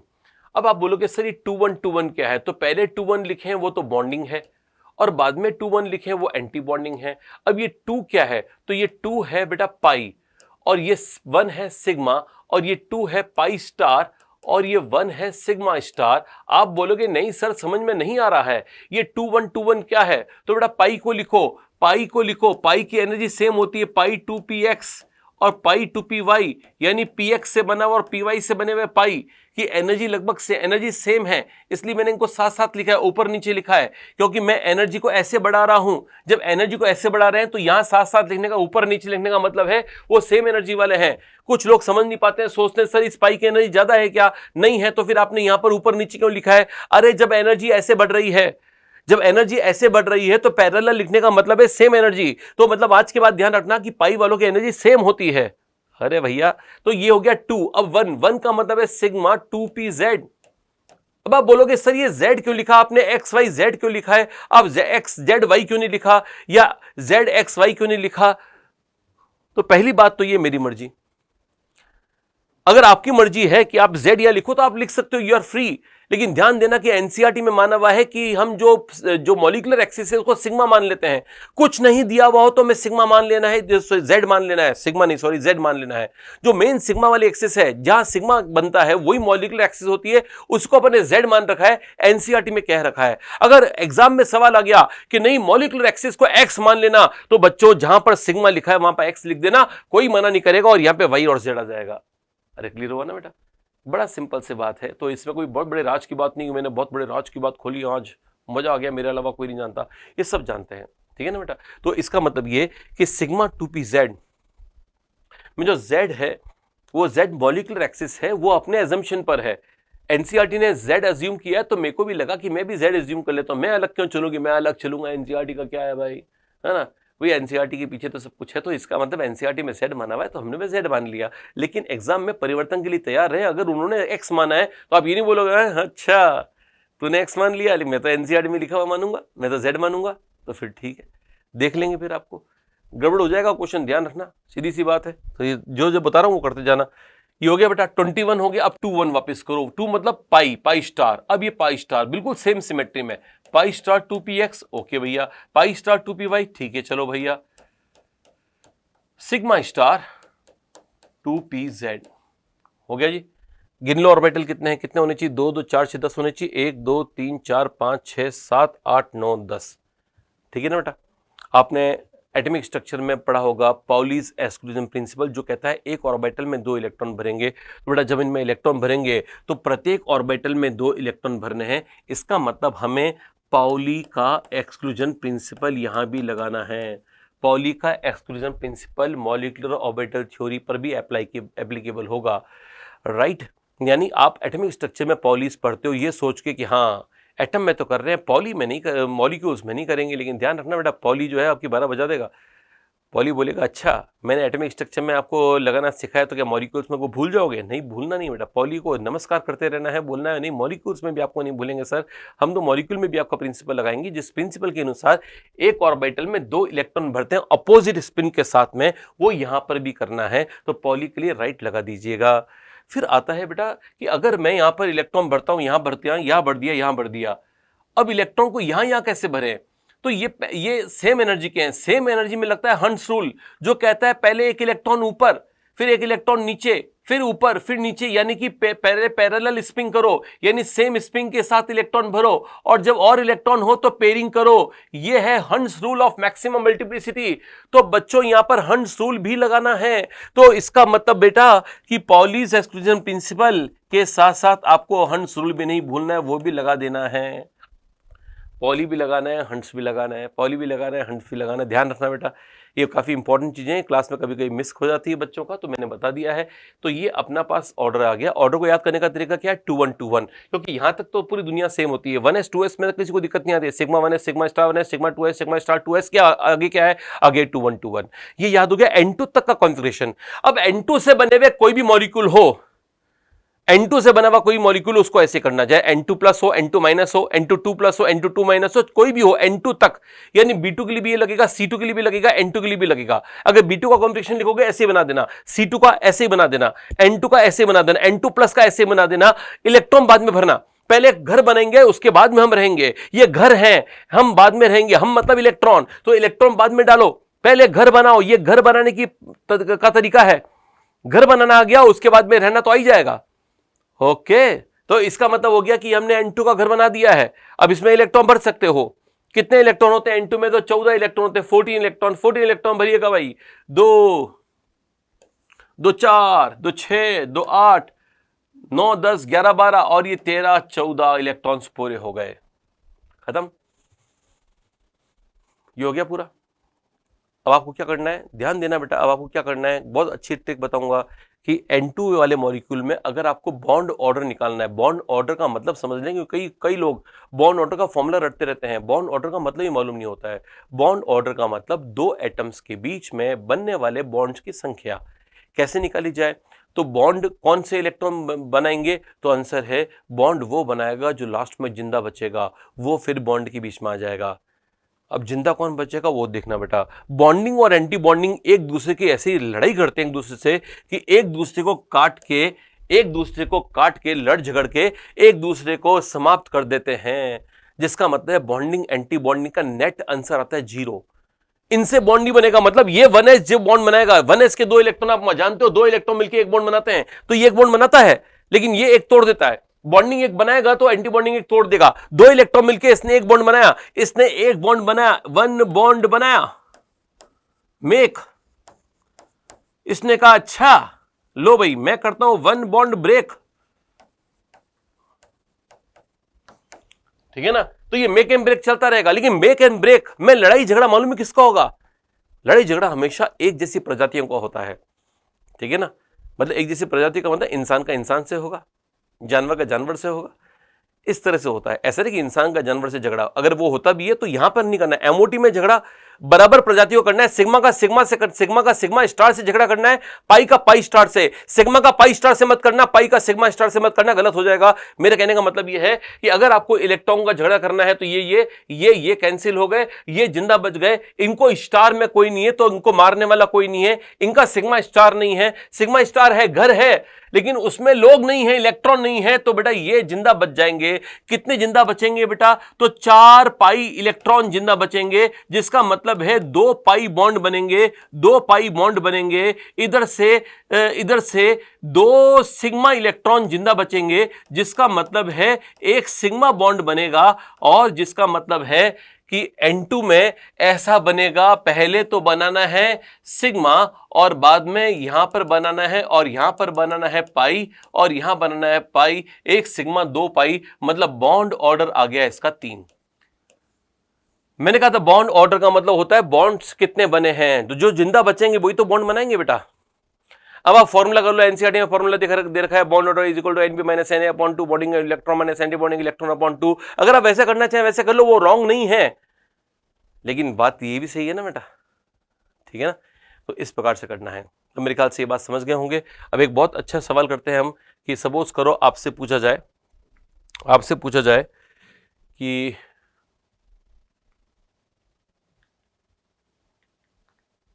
हाँ, आपसे सपोज पूछा जाए कि N2 प्लस बॉन्ड ऑर्डर कितना होगा। बेटा N2+ का बॉन्ड ऑर्डर की मेरे पास बहुत सिंपल ट्रिक है, मैं थोड़ी देर बाद बता दूंगा, लेकिन अभी ट्रिक से नहीं करना है, अभी जो मैं थ्योरी बता रहा हूँ उससे करो। N2+ का बॉन्ड ऑर्डर कैसे निकालना है वो निकालते हैं। तो पहले ईमानदारी से क्वेश्चन करने का तरीका तो है, सिग्मा पहले घर बनाओ, sigma 1s, sigma star 1s, sigma 2s, sigma star 2s, घर बन गया बेटा। अब पाई वाला घर आ गया, पाई 2px, पाई 2py, सिग्मा 2pz, और भी चाहिए तो और भी घर बना लो इसके लिए, मेरे को लगता है जो इलेक्ट्रॉन्स रहेंगे उतने काफ़ी हैं। N2+ में 13 इलेक्ट्रॉन्स हैं, उसके लिए 2, 2 4, 2 6, 2 8, 9, 10, 11, 12 और ये 13। इससे ये कैंसिल हो गया, इससे ये कैंसिल हो गया। कितने इलेक्ट्रॉन्स हुए बेटा? पाई इलेक्ट्रॉन्स कितने हैं? पाई इलेक्ट्रॉन्स हैं 4। तो पाई बॉन्ड कितने बनेंगे? पाई बॉन्ड बनेंगे 2, जितने इलेक्ट्रॉन उसके आधे बॉन्ड। तो इसका मतलब N2+ is equal to 2 pi bond. अब सिग्मा गिनते हैं, सिग्मा इलेक्ट्रॉन कितने हैं बेटा? तो इसमें सिग्मा इलेक्ट्रॉन बचा ओनली 1, तो यहाँ पे 4 का आधा 2 था, तो यहाँ पे सिग्मा बॉन्ड कितने बनेंगे बच्चों? कहना अच्छा नहीं लगेगा आपको, लेकिन आधा ही बनेगा। कुछ लोग तो मुझको मना कर देते हैं, नहीं सर ये आधा बॉन्ड क्या होता है, हटा हटा हटा, आधा कुछ नहीं आता है, round figure sir, round figure sir, round figure. तो राउंड फिगर नहीं करना है, गलत हो जाएगा राउंड फिगर के चक्कर में, आधे को आधा ही बोलना है, राइट। तो इसका मतलब बॉन्ड ऑर्डर आधा हो सकता है, फ्रैक्शनल हो सकता है, कभी मत घबराओ। इलेक्ट्रॉन आधा नहीं हो सकता है, बॉन्ड ऑर्डर आधा हो। इलेक्ट्रॉन तो पूरा है ना बेटा, एक इलेक्ट्रॉन का बॉन्ड ऑर्डर आधा होगा। जब दो एटम्स के बीच में एक इलेक्ट्रॉन रहेगा तो बॉन्ड आधा बनेगा, क्योंकि हम बॉन्ड को कॉम्पैक्ट पूरा तब मानते हैं जब दो इलेक्ट्रॉन शेयर होते हैं, तब हम एक बॉन्ड मानते हैं। तो बच्चों एक इलेक्ट्रॉन होगा तो आधा बॉन्ड मानना है, कोई गलती नहीं है। तो इसका मतलब एक इलेक्ट्रॉन का बॉन्ड ऑर्डर हो गया आधा, तो हम ये बोलेंगे +0.5 सिग्मा। तो इसका मतलब N2+ में 2 पाई बॉन्ड है और आधा सिग्मा बॉन्ड है। इसका मतलब इसका बॉन्ड ऑर्डर कितना हो गया? टोटल बॉन्ड ऑर्डर, टोटल इसका टोटल बॉन्ड ऑर्डर बच्चों, टोटल बॉन्ड ऑर्डर कितना आ गया? टोटल बॉन्ड ऑर्डर आ गया इसका 2 + आधा यानी 2.5, 2.5। ठीक है। तो आज के बाद आपसे ये भी समझ में आ गया कि अगर N2+ का हमें बॉन्ड ऑर्डर पूछ लिया जाए तो 2.5 आता है। 2.5 तो मैं आपको निकालना सिखा दूंगा, उसकी ट्रिक बता दूंगा, लेकिन बेटा इसकी कोई ट्रिक नहीं अपने पास कि ये 2 कैसा है और ये आधा कैसा है। इसको तो आपको इसको कॉन्फ़िगरेशन से करना पड़ेगा। अगर आपको एग्जाम में सवाल ये आ गया कि सिग्मा कितने पाई कितने, तो बेटा आपको ईमानदारी से करना पड़ेगा। ध्यान रखना, टोटल बॉन्ड ऑर्डर की ट्रिक मैं आपको बता देता हूं, कोई दिक्कत नहीं है। अभी मैं बताता हूं बॉन्ड ऑर्डर की ट्रिक। चलो देखते हैं आपके मनपसंद बॉन्ड ऑर्डर की ट्रिक कैसे करते हैं। वो मैं ट्रिक लिख के लाया हूं अपने साथ में, खूब सारी थ्योरी भी है। ये एनसीईआरटी की थ्योरी है पूरी की पूरी, डायग्राम एनसीईआरटी के हैं, ठीक है ना। और ये रहा, कहां गया? ये रहा ट्रिक, ये ट्रिक फॉर बॉन्ड ऑर्डर। ये नोट कर लेना हर कोई। जिसके इलेक्ट्रॉन 14 है उसका बॉन्ड ऑर्डर 3 है, 15 है तो 2.5 है। साइनाइड का बॉन्ड ऑर्डर बताओ बेटा, O2+ का बॉन्ड ऑर्डर बता दो, O2- का बॉन्ड ऑर्डर बता दो, C2 का बॉन्ड ऑर्डर बता दो, C2-2 का बॉन्ड ऑर्डर बता दो, N2 का बॉन्ड ऑर्डर बता दो, N2+ का बता दो, N2- का किसी का ही बता दो, राइट, सबको बता दो। तो साइनाइड में कितना इलेक्ट्रॉन? साइनाइड में नाइट्रोजन के हो गए 7 और 6 13 और 1 14, 14 का 3, 14 का 3 लिख दो भैया। O2+, O2 16 में से 1 है 15, 15 का 2.5, 15 का 2.5 लिख दो। O2- का 16 और 1 17, 17 का 1.5, 17 का 1.5 लिख दो। C2 का 12, 12 का 2 लिख दो। C2-2 14 का 3 लिख दो। N2+ 13, 13 का 2.5 लिख दो। ये हो गया बॉन्ड ऑर्डर। इतने इजीली बॉन्ड ऑर्डर निकल आते हैं ट्रिक से। लेकिन ये टोटल बॉन्ड ऑर्डर है। अगर इसमें आपको सेपरेटली पूछ लिया सिग्मा कितना पाई कितना, बेटा ध्यान रखना कॉन्फ़िगरेशन लिख देना तब निकाल लेना। कॉन्फ़िगरेशन से ही निकालना, नहीं तो गलत निकल जाएगा, राइट। मेरे ख्याल से यहां तक क्लियर है। अब जल्दी जल्दी से पढ़ लेते हैं एमओटी का क्या, एनसीईआरटी की लाइंस क्या कहती हैं एमओटी के बारे में। फटाफट फटाफट पढ़ेंगे ताकि हमने वो क्लियर हो जाए।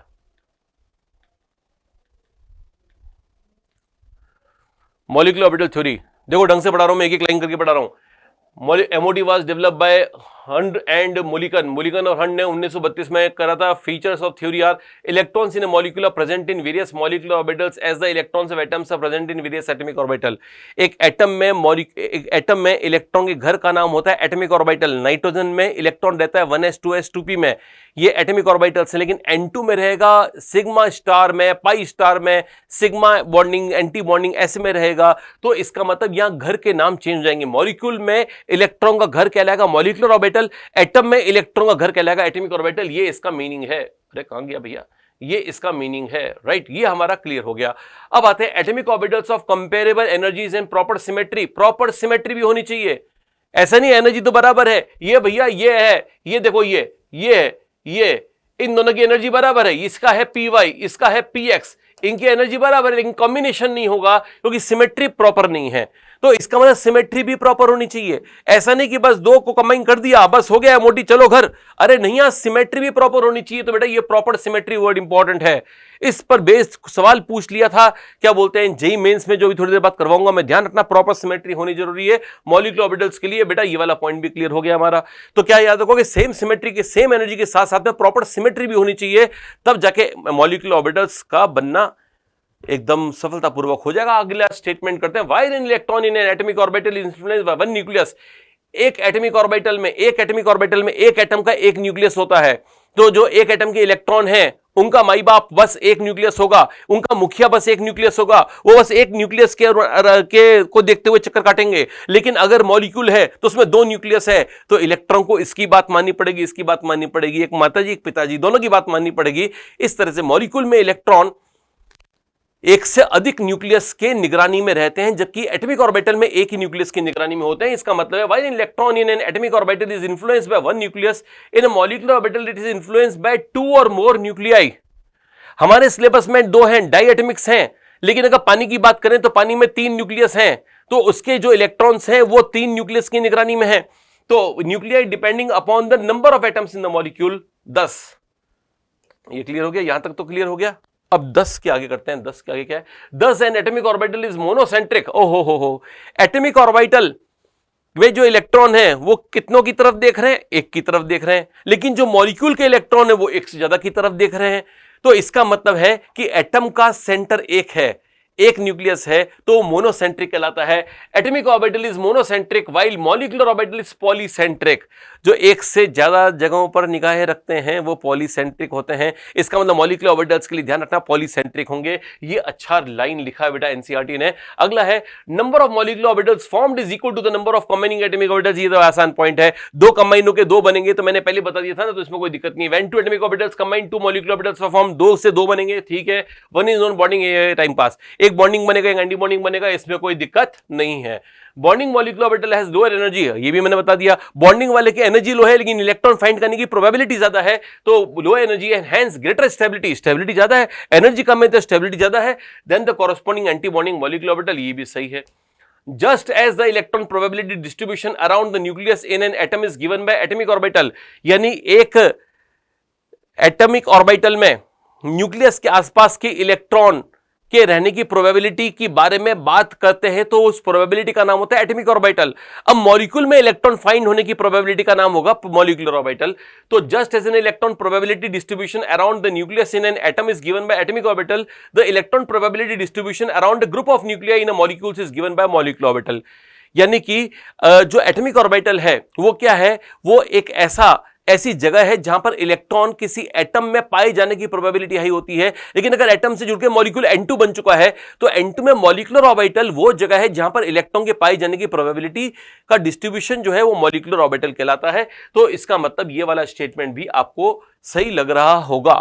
The next is the molecular orbitals like atomic orbitals filled in accordance with the Aufbau principle obeying the Pauli's exclusion। अरे वाह, आ गया मेरा पॉइंट। मैंने कहा था बेटा ध्यान रखना एटॉमिक ऑर्बिटल्स की तरह ही मॉलिक्यूलर ऑर्बिटल्स के अंदर भी पॉलीज एक्सक्लूजन प्रिंसिपल और हंट्स रूल जिनको मिला के ऑफबो प्रिंसिपल कहते हैं, उनका पालन यहां पे करना है, अनुपालना उनकी करनी है। राइट, सेवंथ स्टेटमेंट भी आपको क्लियर हो गया होगा। अभी एलसीओ ये कॉम्बिनेशन है कि जब कॉम्बिनेशन करते हैं, जब एस एस कॉम्बाइन करता है या एसपी कॉम्बाइन करता है या पीपी कॉम्बाइन करता है, तो उनकी नियमों के बारे में बताया गया है।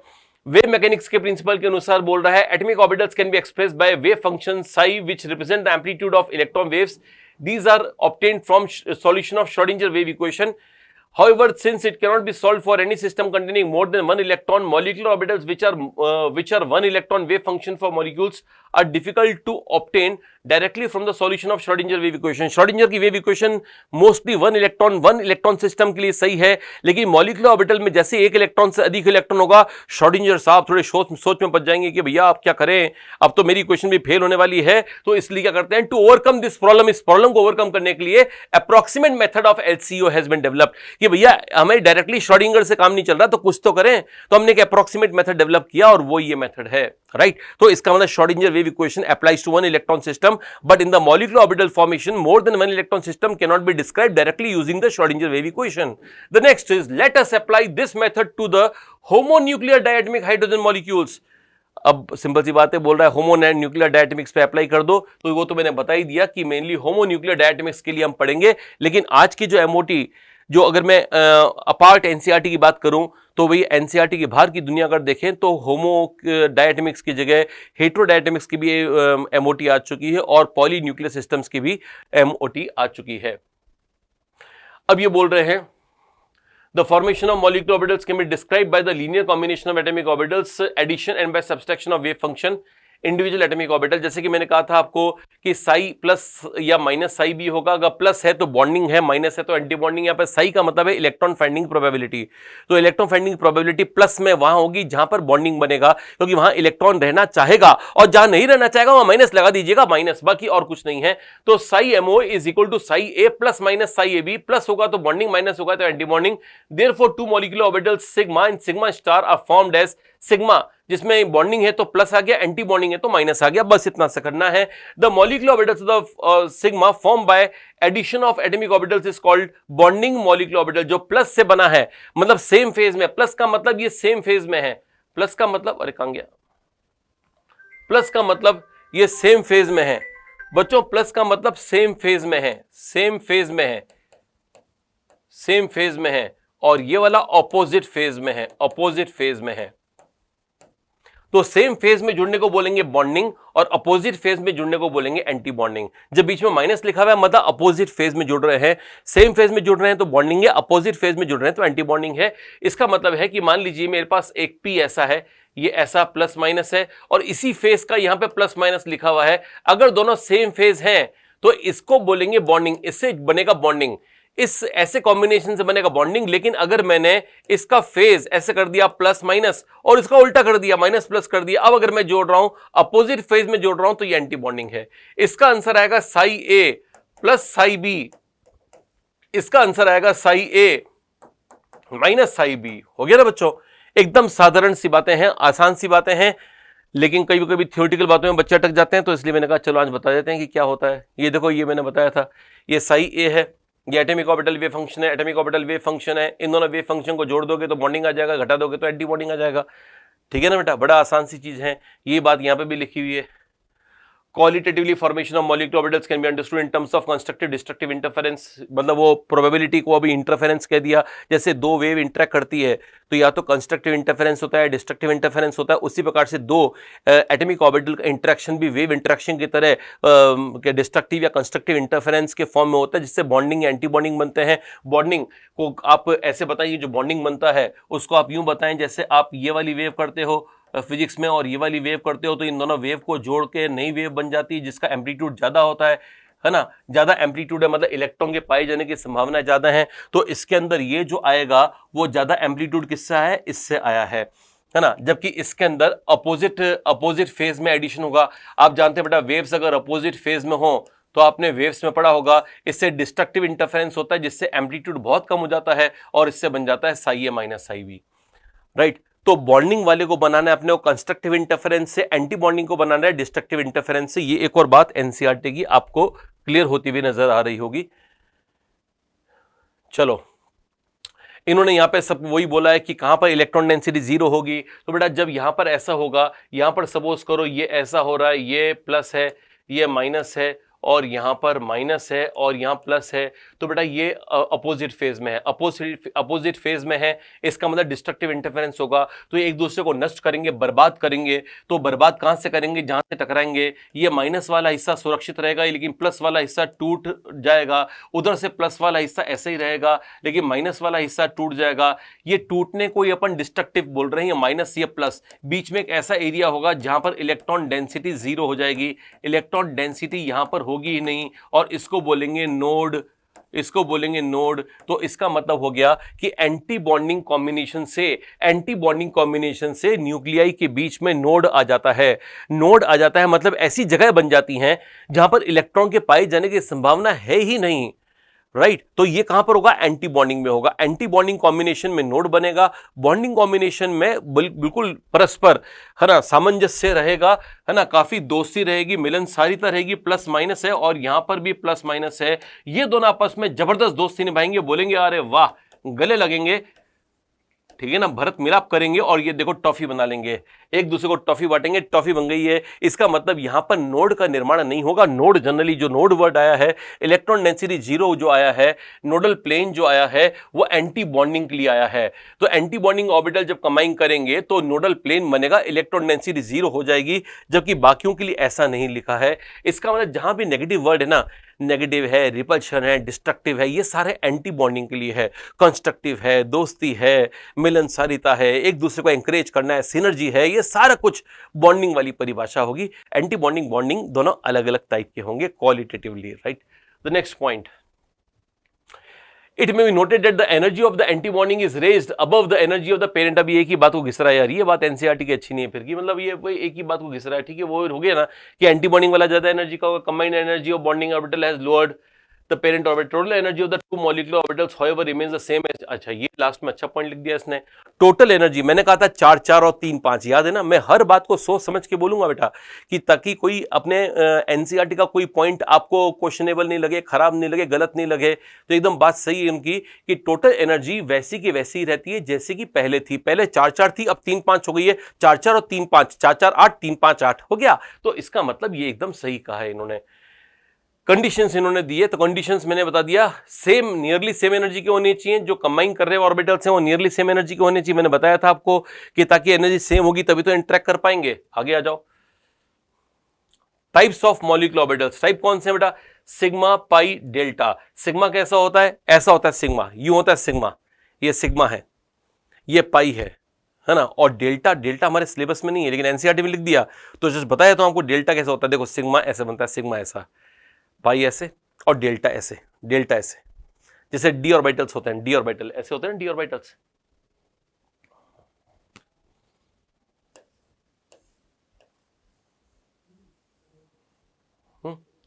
अब ऐसा कैसा डी ऑर्बिटल मैंने अपने हाथ में पकड़ रखा है, ऐसा कैसा डी ऑर्बिटल मैंने अपने हाथ में पकड़ रखा है, और इसको मैं इसके ऊपर सुपर इंपोज करवा रहा हूं, है ना। ऐसा कैसा डी ऑर्बिटल, ये जैसे पत्ती है ना ए, तो मेरे हाथ में भी एक डी ऑर्बिटल मान लो, और यहां पर ए पत्ती लगी हुई है, यहां पर पत्ती ए लगी हुई है, यहां पर पत्ती लगी हुई है बी, यहां पे सी, यहां पे डी। मेरे पास भी एक फूल है जिसके 4 पत्तियां हैं, ए बी सी डी, और ये फूल उस फूल के ऊपर चिपकाऊंगा मैं, तो जो बॉन्ड बनेगा उसका नाम होगा डेल्टा, राइट। सिग्मा, पाई, डेल्टा, सिग्मा, पाई, डेल्टा, राइट, ऐसे बनता है। तो मैंने बस इसलिए बता दिया ताकि आपको कभी ये दिक्कत नहीं होगी सर डेल्टा बॉन्ड क्या होता है, कभी सुना नहीं तो सुन लो। काम का नहीं है, हमारे सिलेबस में नहीं है, एक भी एग्जांपल हमारे सिलेबस में डेल्टा बॉन्ड का नहीं है, छोड़ सकते हैं, लेकिन डेल्टा बॉन्ड एनसीईआरटी में लिखा हुआ है तो ध्यान रखना डेल्टा बॉन्ड होता है। बाकी कुछ नहीं बता रहा है। हाँ, जोरदार बात बताइए। अब क्या बोल रहा है ये कि sigma molecular orbital is symmetrical around the bond axis and pi molecular are not symmetrical। बेटा ये बहुत जोरदार बात है, ये बात समझ में नहीं आया ना तो रट लेना, क्योंकि इस पे बेस सवाल पेंडिंग है, नीट में आ सकता है। सिमेट्रिकल किसको बोल रहा है? सिग्मा को। सिग्मा के 2 होते हैं, सिग्मा भी होता है, सिग्मा स्टार भी होता है, इन दोनों को एक साथ सिमेट्रिकल कहा गया है। क्या बोला गया है? Sigma molecular orbital are symmetrical around the bond axis. Sigma बोला है, सिग्मा स्टार बोला है, इसने सिग्मा बोला है, लेकिन इसके बोलने का मतलब है सिग्मा सिमेट्री वाले, और सिग्मा सिमेट्री वाले 2 होते हैं, सिग्मा भी होता है, सिग्मा स्टार भी होता है, सिमेट्रिकल है। पाई और पाई स्टार को बोला है अनसिमेट्रिकल है। ये कैसे जज करते हैं वो देखना। जैसे आपके पास सिग्मा है, बताओ ये कौन सा बनेगा, ये है प्लस और ये है माइनस। चलो आ जाओ बच्चों, ये है प्लस ये है माइनस। अब बताओ इससे कौन सा बनेगा, सिग्मा या पाई, कौन सा बनेगा? तो आंसर है सिग्मा, क्योंकि ऐसे बन रहा है तो सिग्मा बनेगा। मैंने कहा था कि बॉन्ड एक्सिस ये होती बॉन्ड एक्सिस, इस एक्सिस पे बॉन्ड बन रहा है, ये कहलाती है बॉन्ड एक्सिस। अब आप समझो कि आप अपनी घर से साइकिल लेकर रवाना हुए, यहां पे साइकिल ली और साइकिल से चल रहे हो, यहां पे चल रहे हो, ठीक है ना, और इधर की तरफ प्लस है, लेफ्ट में प्लस है, राइट में भी, सॉरी लेफ्ट में माइनस है, राइट में माइनस है, आगे जा रहे हो तो लेफ्ट प्लस। तो बेटा आप जब इस रोड पे चलोगे तो जब यहां पहुंचोगे तो यहां पे सोचो बेटा, यहां पर आप जब आप चल रहे हो तो इस तरफ भी माइनस है और इस तरफ भी माइनस है, दोनों तरफ माइनस की सिमेट्री है। जब थोड़ी देर आगे गए तो जब यहां प्लस है तो यहां प्लस है, मतलब आप जिस रोड पे साइकिल चला रहे हो वो रोड पे दोनों तरफ जब देख रहे हो दोनों तरफ के नजारे एक जैसे हैं। इधर प्लस है तो इधर भी प्लस है, यहां प्लस तो यहां प्लस, यहां माइनस तो यहां माइनस। तो आप बोलोगे, घर पे फोन करके बोलोगे कि हम जिस जगह पे घूम रहे हैं वो एकदम सिमेट्रिकल है, बढ़िया जगह है, एकदम सिमेट्रिकल है, जैसा लेफ्ट है वैसा ही राइट है। तो इसका मतलब ये हो गया कि ये बॉन्ड एक्सिस के अबाउट ये वाला कॉम्बिनेशन सिमेट्री दिखा रहा है। तो सिग्मा का चाहे बॉन्डिंग हो चाहे एंटी बॉन्डिंग हो, बॉन्ड एक्सिस के अबाउट सिमेट्रिकल होगा। कुछ लोग बोलते हैं मेरे को, सर ये तो आपने बॉन्डिंग दिखाया, एंटी बॉन्डिंग बना के बताओ जरा। लो एंटी बॉन्डिंग बना देता हूं, ये रहा एंटी बॉन्डिंग, ये रहा antibonding, this and this. लो भैया जाओ, प्लस ये माइनस, ये प्लस और ये माइनस। अब लो चलो यहां चलाओ साइकिल, ये अपनी बॉन्ड एक्सिस है। अब इस बॉन्ड एक्सिस पे साइकिल चलाओ। अब आप बताओ मुझको, जब आप यहां चल रहे होंगे तो इधर माइनस है, सिमेट्रिकल हो गया। यहां जब चल रहे होंगे तो इधर प्लस सिमेट्रिकल हो गया। मतलब बॉन्ड एक्सिस पर जब आप चलोगे तो आपको पूरा सिमेट्रिकल नजर आएगा, एक एक चीज सिमेट्रिकल नजर आएगा। इसका मतलब ये हो गया sigma molecular orbitals show symmetry about the bond axis which is also called the molecular axis, right? पाई के अंदर हमेशा उल्टा होता है। पाई के अंदर उल्टा क्यों होता है जरा बताएंगे आपको डायग्राम बना के। ये पाई है, ये पाई है, ये पाई है। लो भैया ये प्लस आ गया, ये माइनस आ गया, प्लस कर देते चलो, या माइनस आ गया, या माइनस आ गया। ये बॉन्ड एक्सिस है, ये क्या है, बॉन्ड एक्सिस है, बॉन्ड एक्सिस है। साइकिल तैयार है आपकी बेटा, साइकिल तैयार है, लगो रवाना हो जाओ, चलो रवाना हो। जब रवाना होंगे और यहां पहुंचेंगे तो लेफ्ट में देखोगे तो प्लस आ रहा है भैया, राइट में देखोगे तो माइनस आ रहा है। आप देख समझ जाओगे कि भैया हम जहां चल रहे हैं वो रोड, वो रास्ता अनसिमेट्रिकल है। इधर देख रहे हैं तो कुछ, इधर देख रहे हैं तो कुछ आ रहा है। तो अगर साइन अपोजिट आ रहे हैं दोनों तरफ तो उसको बोलते हैं अनसिमेट्रिकल। इसका मतलब ये कि अगर मैं पाई मॉलिक्यूलर ऑर्बिटल्स की बात करूंगा about the bond axis it is unsymmetrical and I am talking about both axis, both type of pi bonds together, pi bonding and also pi anti bonding। ये pi bonding था क्योंकि plus plus है। अगर pi anti bonding combination बताऊंगा तो यहां पर plus होगा बच्चों, यहां माइनस होगा, यहां माइनस होगा, यहां प्लस होगा।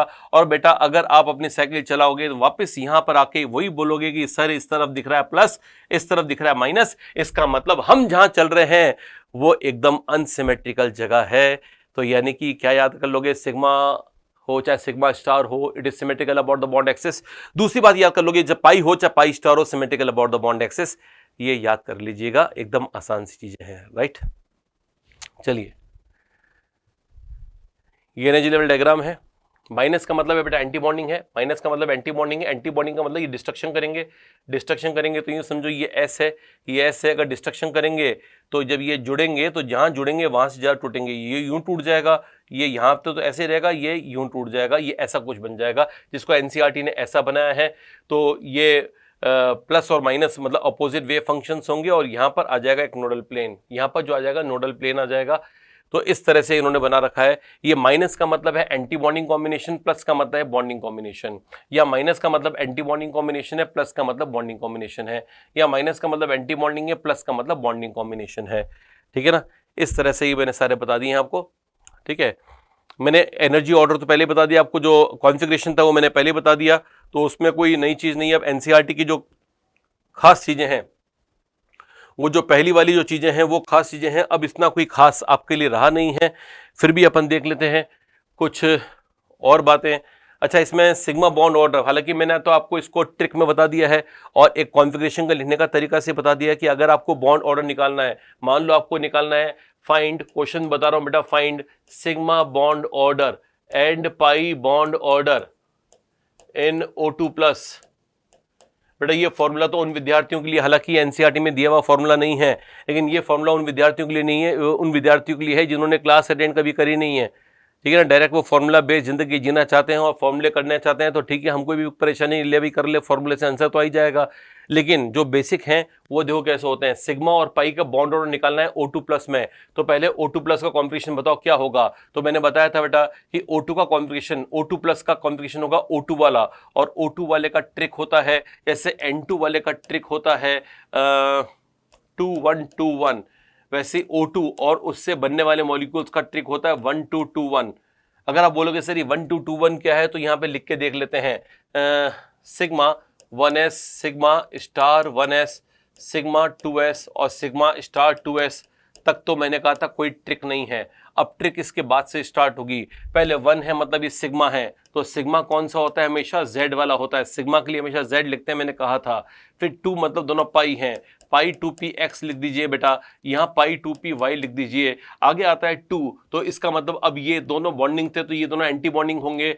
ये पाई 2p x स्टार लिख दो बेटा यहाँ पे लिख दो पाई 2p y स्टार, और यहाँ पे लिख दो सिग्मा स्टार 2p z। ठीक है जी। अब इलेक्ट्रॉन कितने भरने हैं इसमें, इलेक्ट्रॉन कितने भरने हैं, 15, क्योंकि O2 प्लस में 15 इलेक्ट्रॉन है ना बेटा। O2 प्लस बराबर है 15 इलेक्ट्रॉन। भर दो, 2 2 4 2 6 2 8 2 10 11 12 13 14 और ये 15, राइट।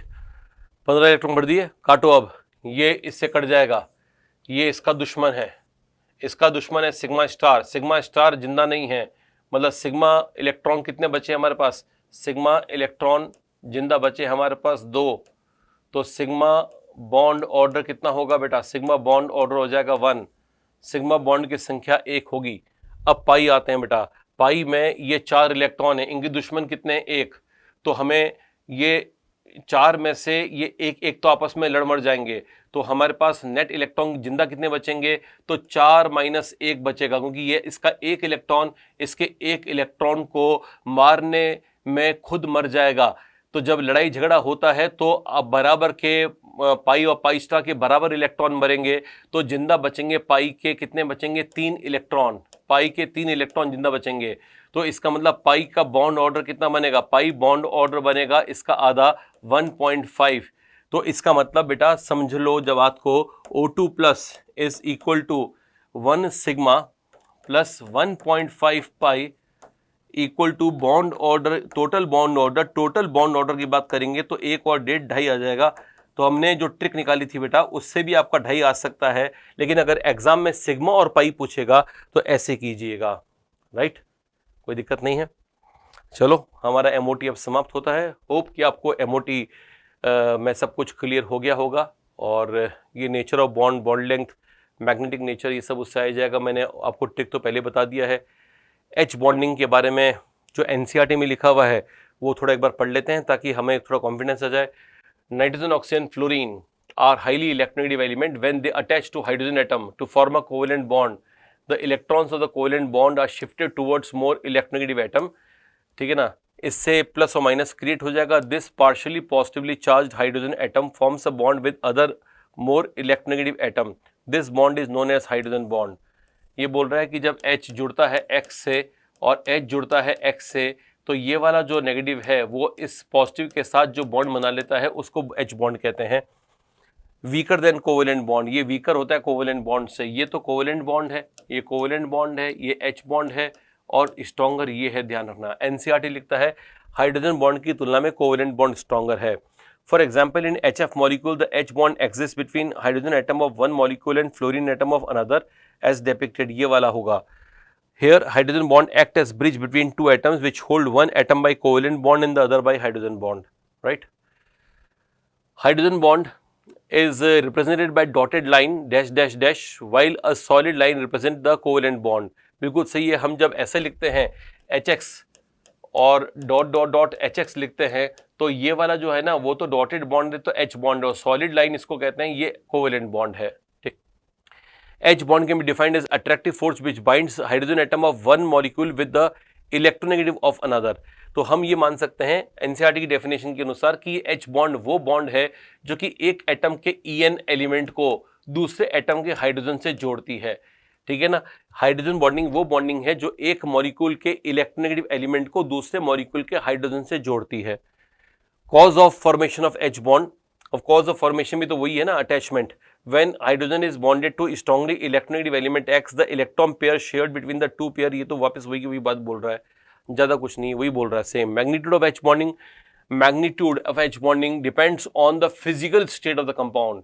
फिजिकल स्टेट का मतलब वो सॉलिड है, लिक्विड है, गैस है। सॉलिड है मतलब पार्टिकल पास में, बहुत पास में है तो H बॉन्डिंग की स्ट्रेंथ ज्यादा होगी, लिक्विड में थोड़ी कम होगी, गैस में तो दूर दूर है, बहुत कम होगी।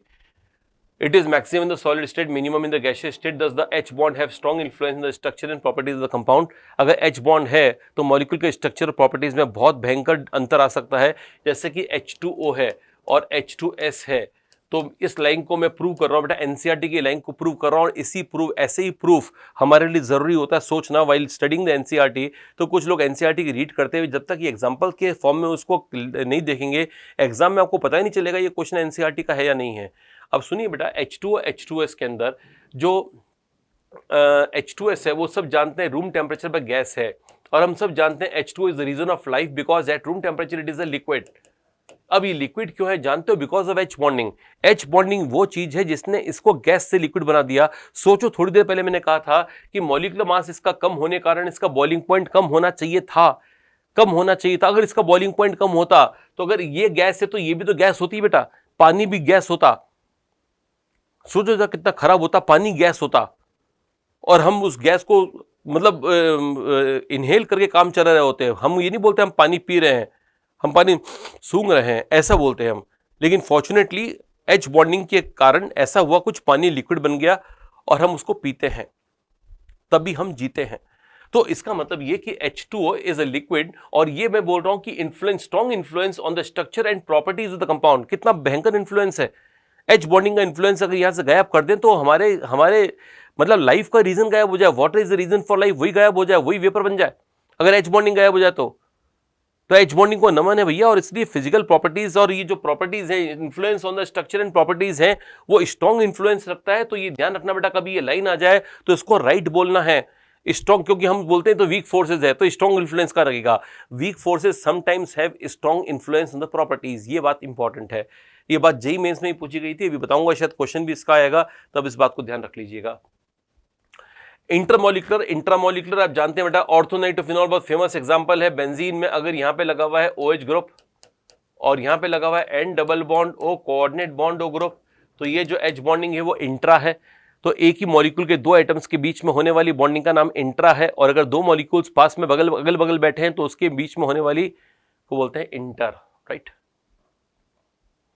ये इंट्रा है, जो मैंने एग्जांपल दिया था उसी का एग्जांपल है ऑर्थोनाइट्रोफिनॉल, तो ये इंट्रा H बॉन्डिंग है, राइट। ये वाले सवाल हैं, ये सभी सवाल जो हैं वो लिए गए हैं from the last 4 year PYQs of the JEE mains.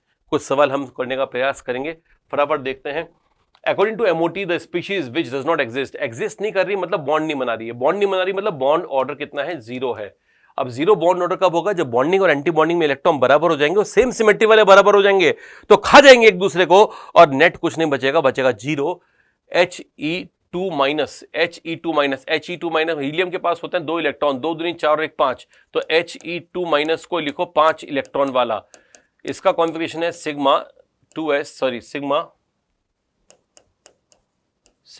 Sigma star 1s, sigma 2s, और आगे जरूरत पड़ेगी तो और लिख देंगे। 5 इलेक्ट्रॉन है, 2 2 4 और 1 5, ये इससे कैंसिल हो गया, जिंदा बचा 1 इलेक्ट्रॉन। 1 इलेक्ट्रॉन का बॉन्ड बनेगा आधा, तो जिंदा को रहने के लिए आधा भी काफी है। अगर हमारे पास है ना जो जिंदगी है वो आधी है तो सही ना बेटा, तो इसका मतलब ये आधा जिंदा है, लेकिन खास है जिंदा है, तो इसका मतलब है कि इसका बॉन्ड ऑर्डर आएगा 0.5 and therefore it is existing. ये He2 प्लस है, He2 प्लस की बात अगर करते हैं तो इसमें 3 इलेक्ट्रॉन है, 3 इलेक्ट्रॉन कॉम्बिनेशन होगा sigma 1s2 and sigma star 1s1।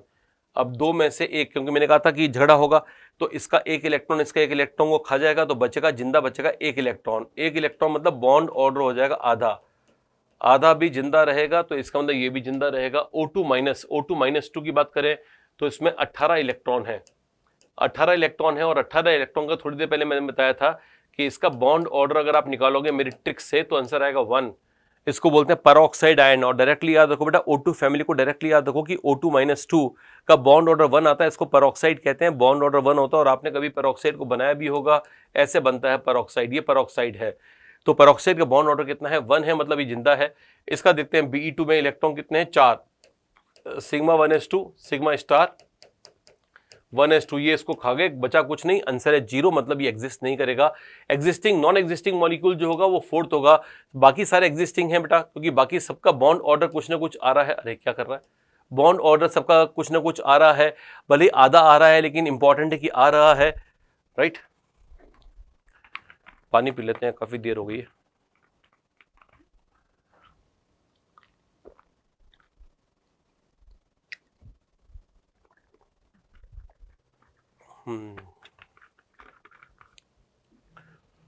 चलो भाई,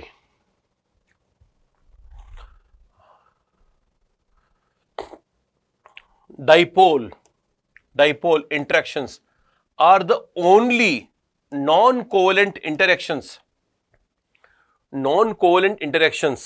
resulting in H bonding।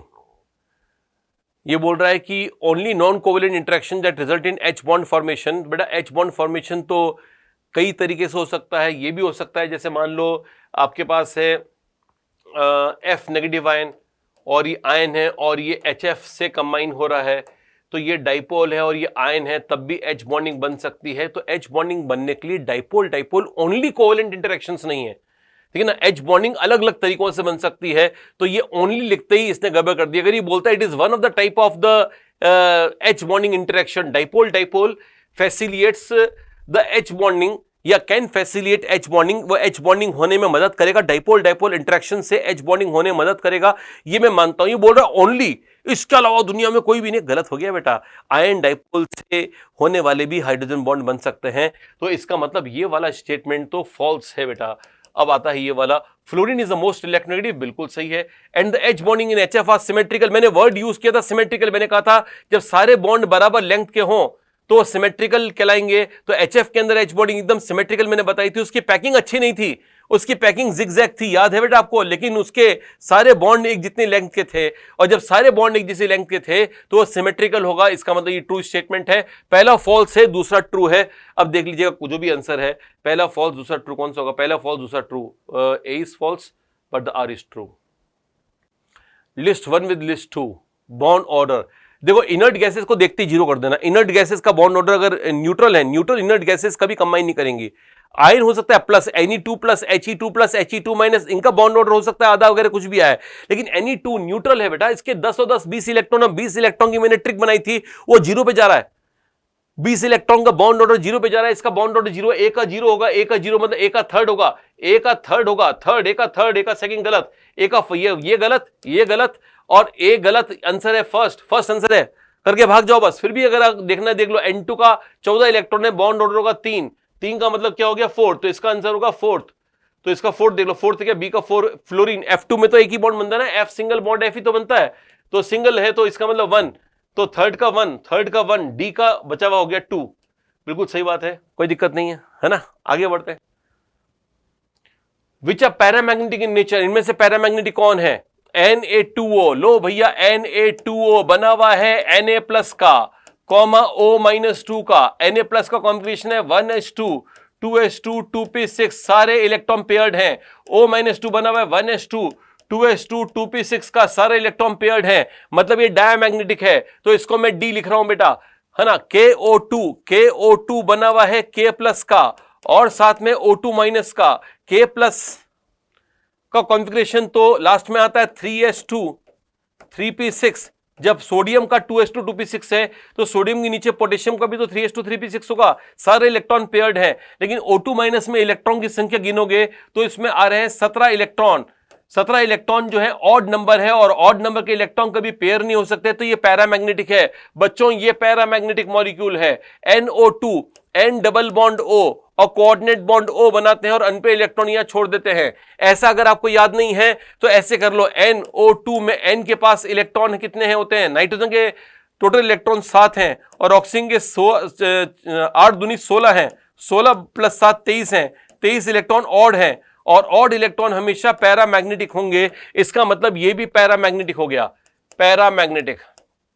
N2O होता है N ट्रिपल बॉन्ड N, इसके पास सारे इलेक्ट्रॉन्स पेयर्ड हैं। अब ये O आया, O के पास 6 इलेक्ट्रॉन हैं, इसने इसको इलेक्ट्रॉन दिए तो भी पेयर्ड जा रहे हैं और पेयर्ड बच रहे हैं, यहां भी पेयर्ड हैं, यहां भी पेयर्ड हैं, ये पेयर्ड हैं और ये पेयर्ड हैं, पूरा सिस्टम पेयर्ड है। इसका मतलब ये डायमैग्नेटिक है बच्चों।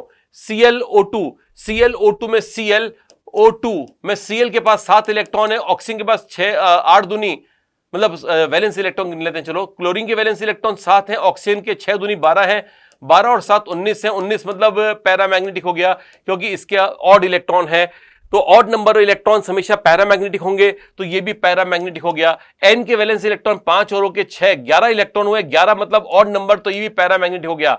SO2 में S डबल बॉन्ड O होता है, O के पास 2 लोन पेयर होते हैं, 2 लोन पेयर होते हैं, इसके ये पेयर्ड, ये पेयर्ड, ये पेयर्ड, ये पेयर्ड, ये पेयर्ड, ये पेयर्ड। सल्फर के वैलेंस इलेक्ट्रॉन 6 होते हैं और 4 काम में आ गए हैं, तो ये पेयर्ड यहां पर आ गया है, तो ये भी पेयर्ड है, सारे इलेक्ट्रॉन्स पेयर्ड हैं, तो ये डायमैग्नेटिक है बच्चों, ये डायमैग्नेटिक है। Cl2O में ClO यहां पर है, यहां Cl है और यहां Cl है। क्लोरीन के वैलेंस इलेक्ट्रॉन 7 होते हैं, एक काम आ गया तो 6 कि 6 लोन पेयर है मतलब पेयर्ड है, यहां भी 6 इलेक्ट्रॉन्स लोन पेयर के फॉर्म में तो पेयर्ड है और यहां पे 2 लोन पेयर है, दोनों पेयर्ड हैं, इसका मतलब ये डायमैग्नेटिक है।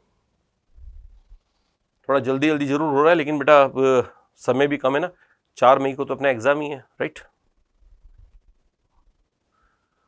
बॉन्ड ऑर्डर की बात कर रहे हैं, C2-2 मेरी ट्रिक देख लीजिएगा, यह है 14 इलेक्ट्रॉन, 14 इलेक्ट्रॉन का बॉन्ड ऑर्डर होता है 3। N2-2 का मतलब होता है 14 2 16 इलेक्ट्रॉन, 16 इलेक्ट्रॉन का बॉन्ड ऑर्डर होता है 2। O2-2 होता है 18 इलेक्ट्रॉन, इसका बॉन्ड ऑर्डर होता है 1, यानी C2-2 more than N2-2 more than O2-2 होगा, सबसे बड़ा होगा C2-2। बॉन्ड ऑर्डर पूछे ना, C2-2 बड़ा किसी में ये दे रखा है, C2-2 के बाद N2-2, हाँ ये आंसर हो गया सेकंड, C2-2 के बाद N2-2 के बाद O2-2। मजा आ गया।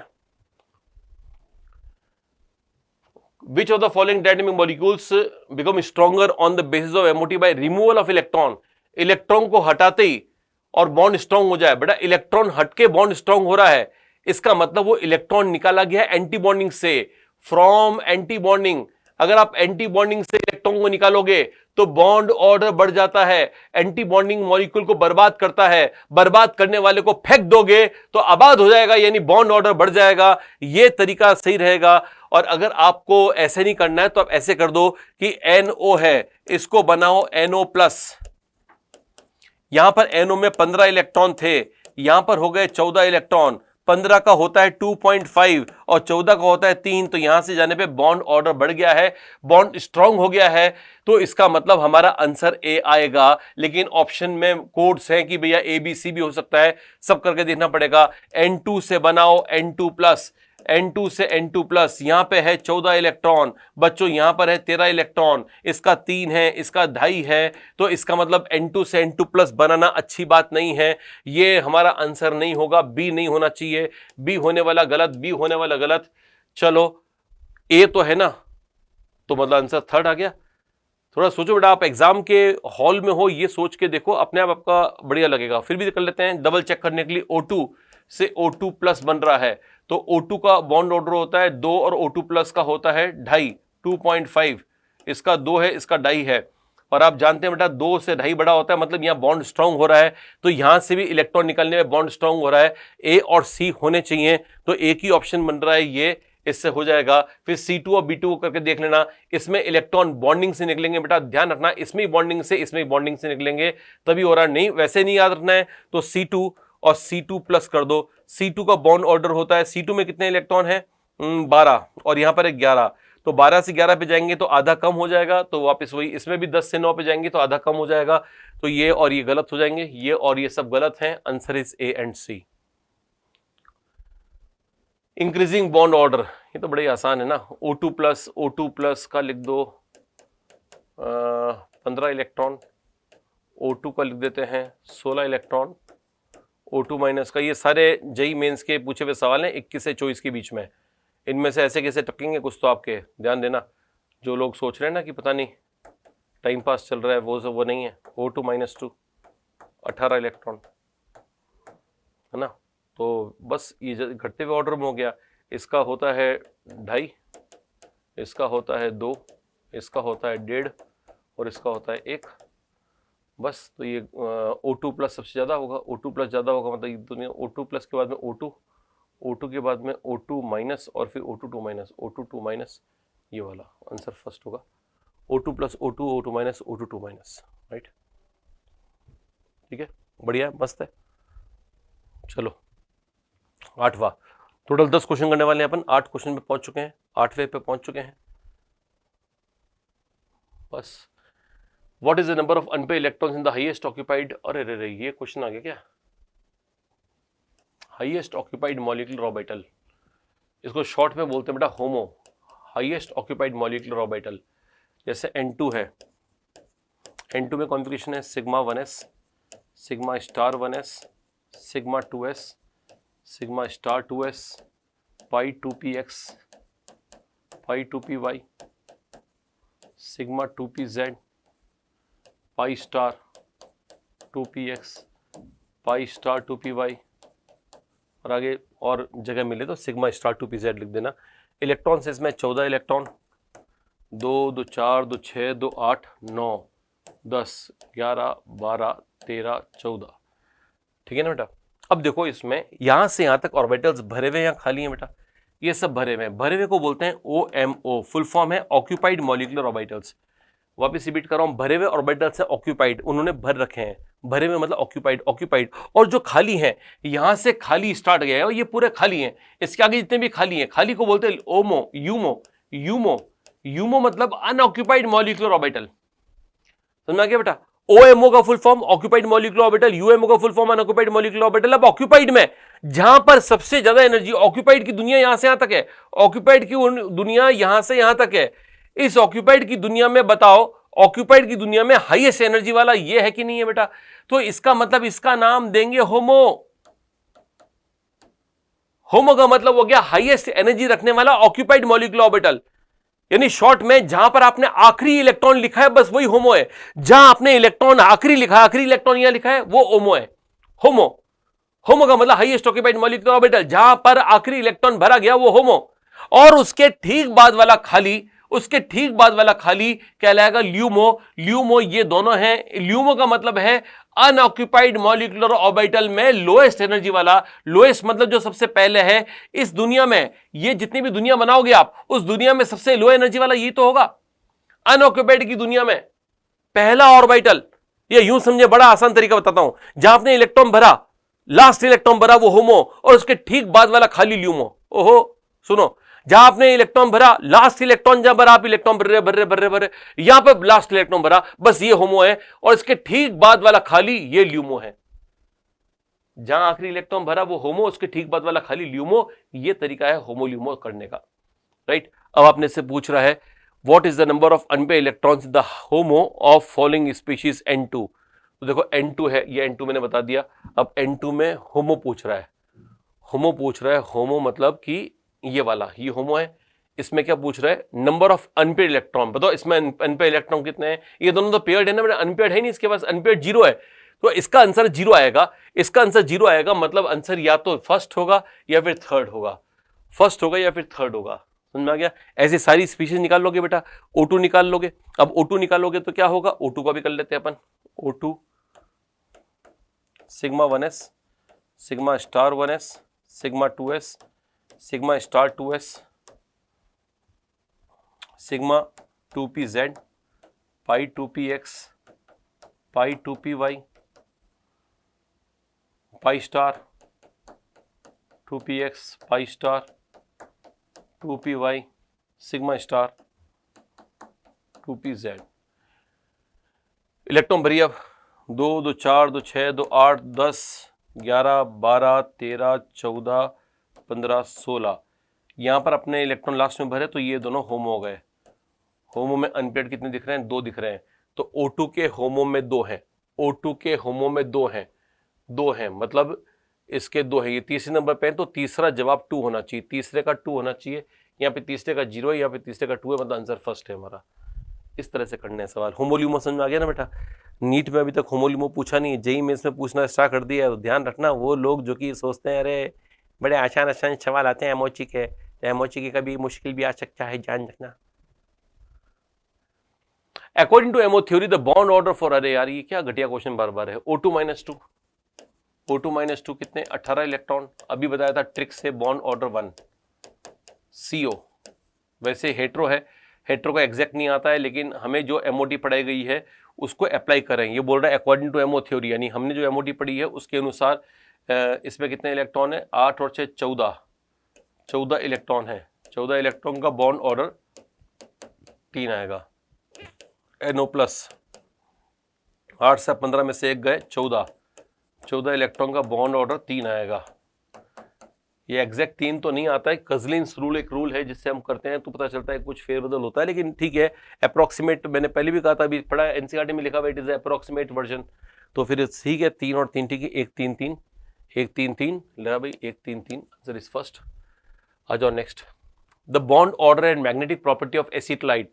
2 चीजें पूछी है, bond order and magnetic property. Acetylide, अब ये दिक्कत है, एसिटलीन होता है बेटा ये, और यहां से H निकाल दो और यहां से H निकाल दो तो C-, ट्रिपल बॉन्ड C-, इसको बोलते हैं एसिटिलाइड। ये एसिटिलीन है, ये क्लोरीन है, ये क्लोराइड है, क्लोरीन से क्लोराइड, एसिटिलीन से एसिटिलाइड। समझ में आ रहा है कुछ? तो एसिटिलाइड आयन आपसे ध्यान रखना, ये होता है C2 - 2, 2 कार्बन है ना इसमें और -2 है, तो ये है C2 - 2 के पास इलेक्ट्रॉन कितने हैं? तो 14 है ना, 14 इलेक्ट्रॉन है, तो ये डायमैग्नेटिक होगा, डायमैग्नेटिक होगा। और साथ में बॉन्ड ऑर्डर कितना होगा? बॉन्ड ऑर्डर 3 होगा। अब ये बात मैच करनी चाहिए दोनों, डायमैग्नेटिक प्लस 3 चाहिए हमको डायमैग्नेटिक प्लस 3 चाहिए। ये इसके पास इलेक्ट्रॉन है 14 है, तो इसका मतलब हो गया कि ये डायमैग्नेटिक होगा और बॉन्ड ऑर्डर 3 होगा। ये मैच पहले कर गया यार, तो ये मैच कर गया, मजा ही नहीं आया। और देख लेते हैं, ये 15 है तो पैरामैग्नेटिक है, ऑड इलेक्ट्रॉन है तो पैरामैग्नेटिक होगा, और 2.5 होगा इसका बॉन्ड ऑर्डर। दोनों में से कुछ मैच नहीं कर रहा है। O2- है तो ये 17 होगा, तो इसका बॉन्ड ऑर्डर 1.5 होगा, और ऑड इलेक्ट्रॉन है तो ये पैरा होगा, ये भी मैच नहीं कर रहा है। N2+ 13 इलेक्ट्रॉन है, ये 13 इलेक्ट्रॉन है तो 2.5 होगा और पैरा होगा, कुछ मैच नहीं कर रहा है। बस फर्स्ट आंसर। चलो, in which of the following process the energy increase, नहीं the bond order increase and paramagnetic character changes to diamagnetic one. पहला पॉइंट है पैरा से डाया हो जाना चाहिए, और दूसरा बॉन्ड ऑर्डर बढ़ जाना चाहिए। देख लेते हैं, इसमें इलेक्ट्रॉन है 16, इसमें है 18, इसका बॉन्ड ऑर्डर 2 है, इसका 1 है, तो यह तो घट रहा है, तो ये जवाब नहीं होगा। NO का है 15 और यहाँ है 14, तो यहाँ पर 2.5 है और यहाँ पर 3 है, तो बॉन्ड ऑर्डर बढ़ रहा है। ये वाली बात तो मैच कर रही है, पैरा से डाया में। ये 15 इलेक्ट्रॉन है तो ये पैरामैग्नेटिक है, 14 तो डायमैग्नेटिक है, तो इसका मतलब पैरा से डाया हो रहा है, मतलब हमारा आंसर ये सही आ रहा है। फिर भी देख लेते हैं, और यहाँ पे इलेक्ट्रॉन 14 है, यहाँ पे 13 है, तो यहाँ पे 3 होगा, बॉन्ड ऑर्डर यहाँ पर 2.5 होगा, ये गलत हो गया, हमें बॉन्ड ऑर्डर बढ़ना चाहिए था। O2 में बॉन्ड ऑर्डर 2 है और यहाँ पर 2.5 है, बॉन्ड ऑर्डर बढ़ रहा है, तो ये सही है। ये वाला पैरा है और ये वाला ही पैरा है, क्योंकि इसके पास 2 अनपेयर्ड होते हैं, 2 इलेक्ट्रॉन अनपेयर्ड होते हैं, मालूम है पाई स्टार में 2 अनपेयर्ड, इसमें 1 इलेक्ट्रॉन हट गया तो 1 अनपेयर्ड बच गया बेटा, तो ये तो दोनों पैरा हैं, तो यहाँ पैरा से डाया या डाया से पैरा नहीं हो रहा है, हमारा आंसर एक ही मैच कर रहा है, सेकंड NO से NO+, राइट। चलो,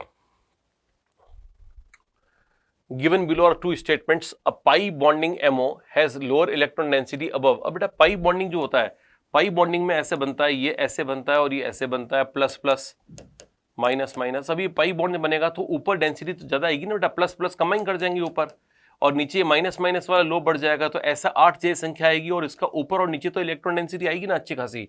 ये बोल रहा है लोअर इलेक्ट्रॉन डेंसिटी होती है ऊपर नीचे, तो पाई एमओ में इंटरन्यूक्लियर एक्सिस के ऊपर और नीचे तो इलेक्ट्रॉन डेंसिटी बहुत हाई होती है, ये बोल रहा है लो है, तो ये फॉल्स स्टेटमेंट है बेटा, पहला फॉल्स स्टेटमेंट है।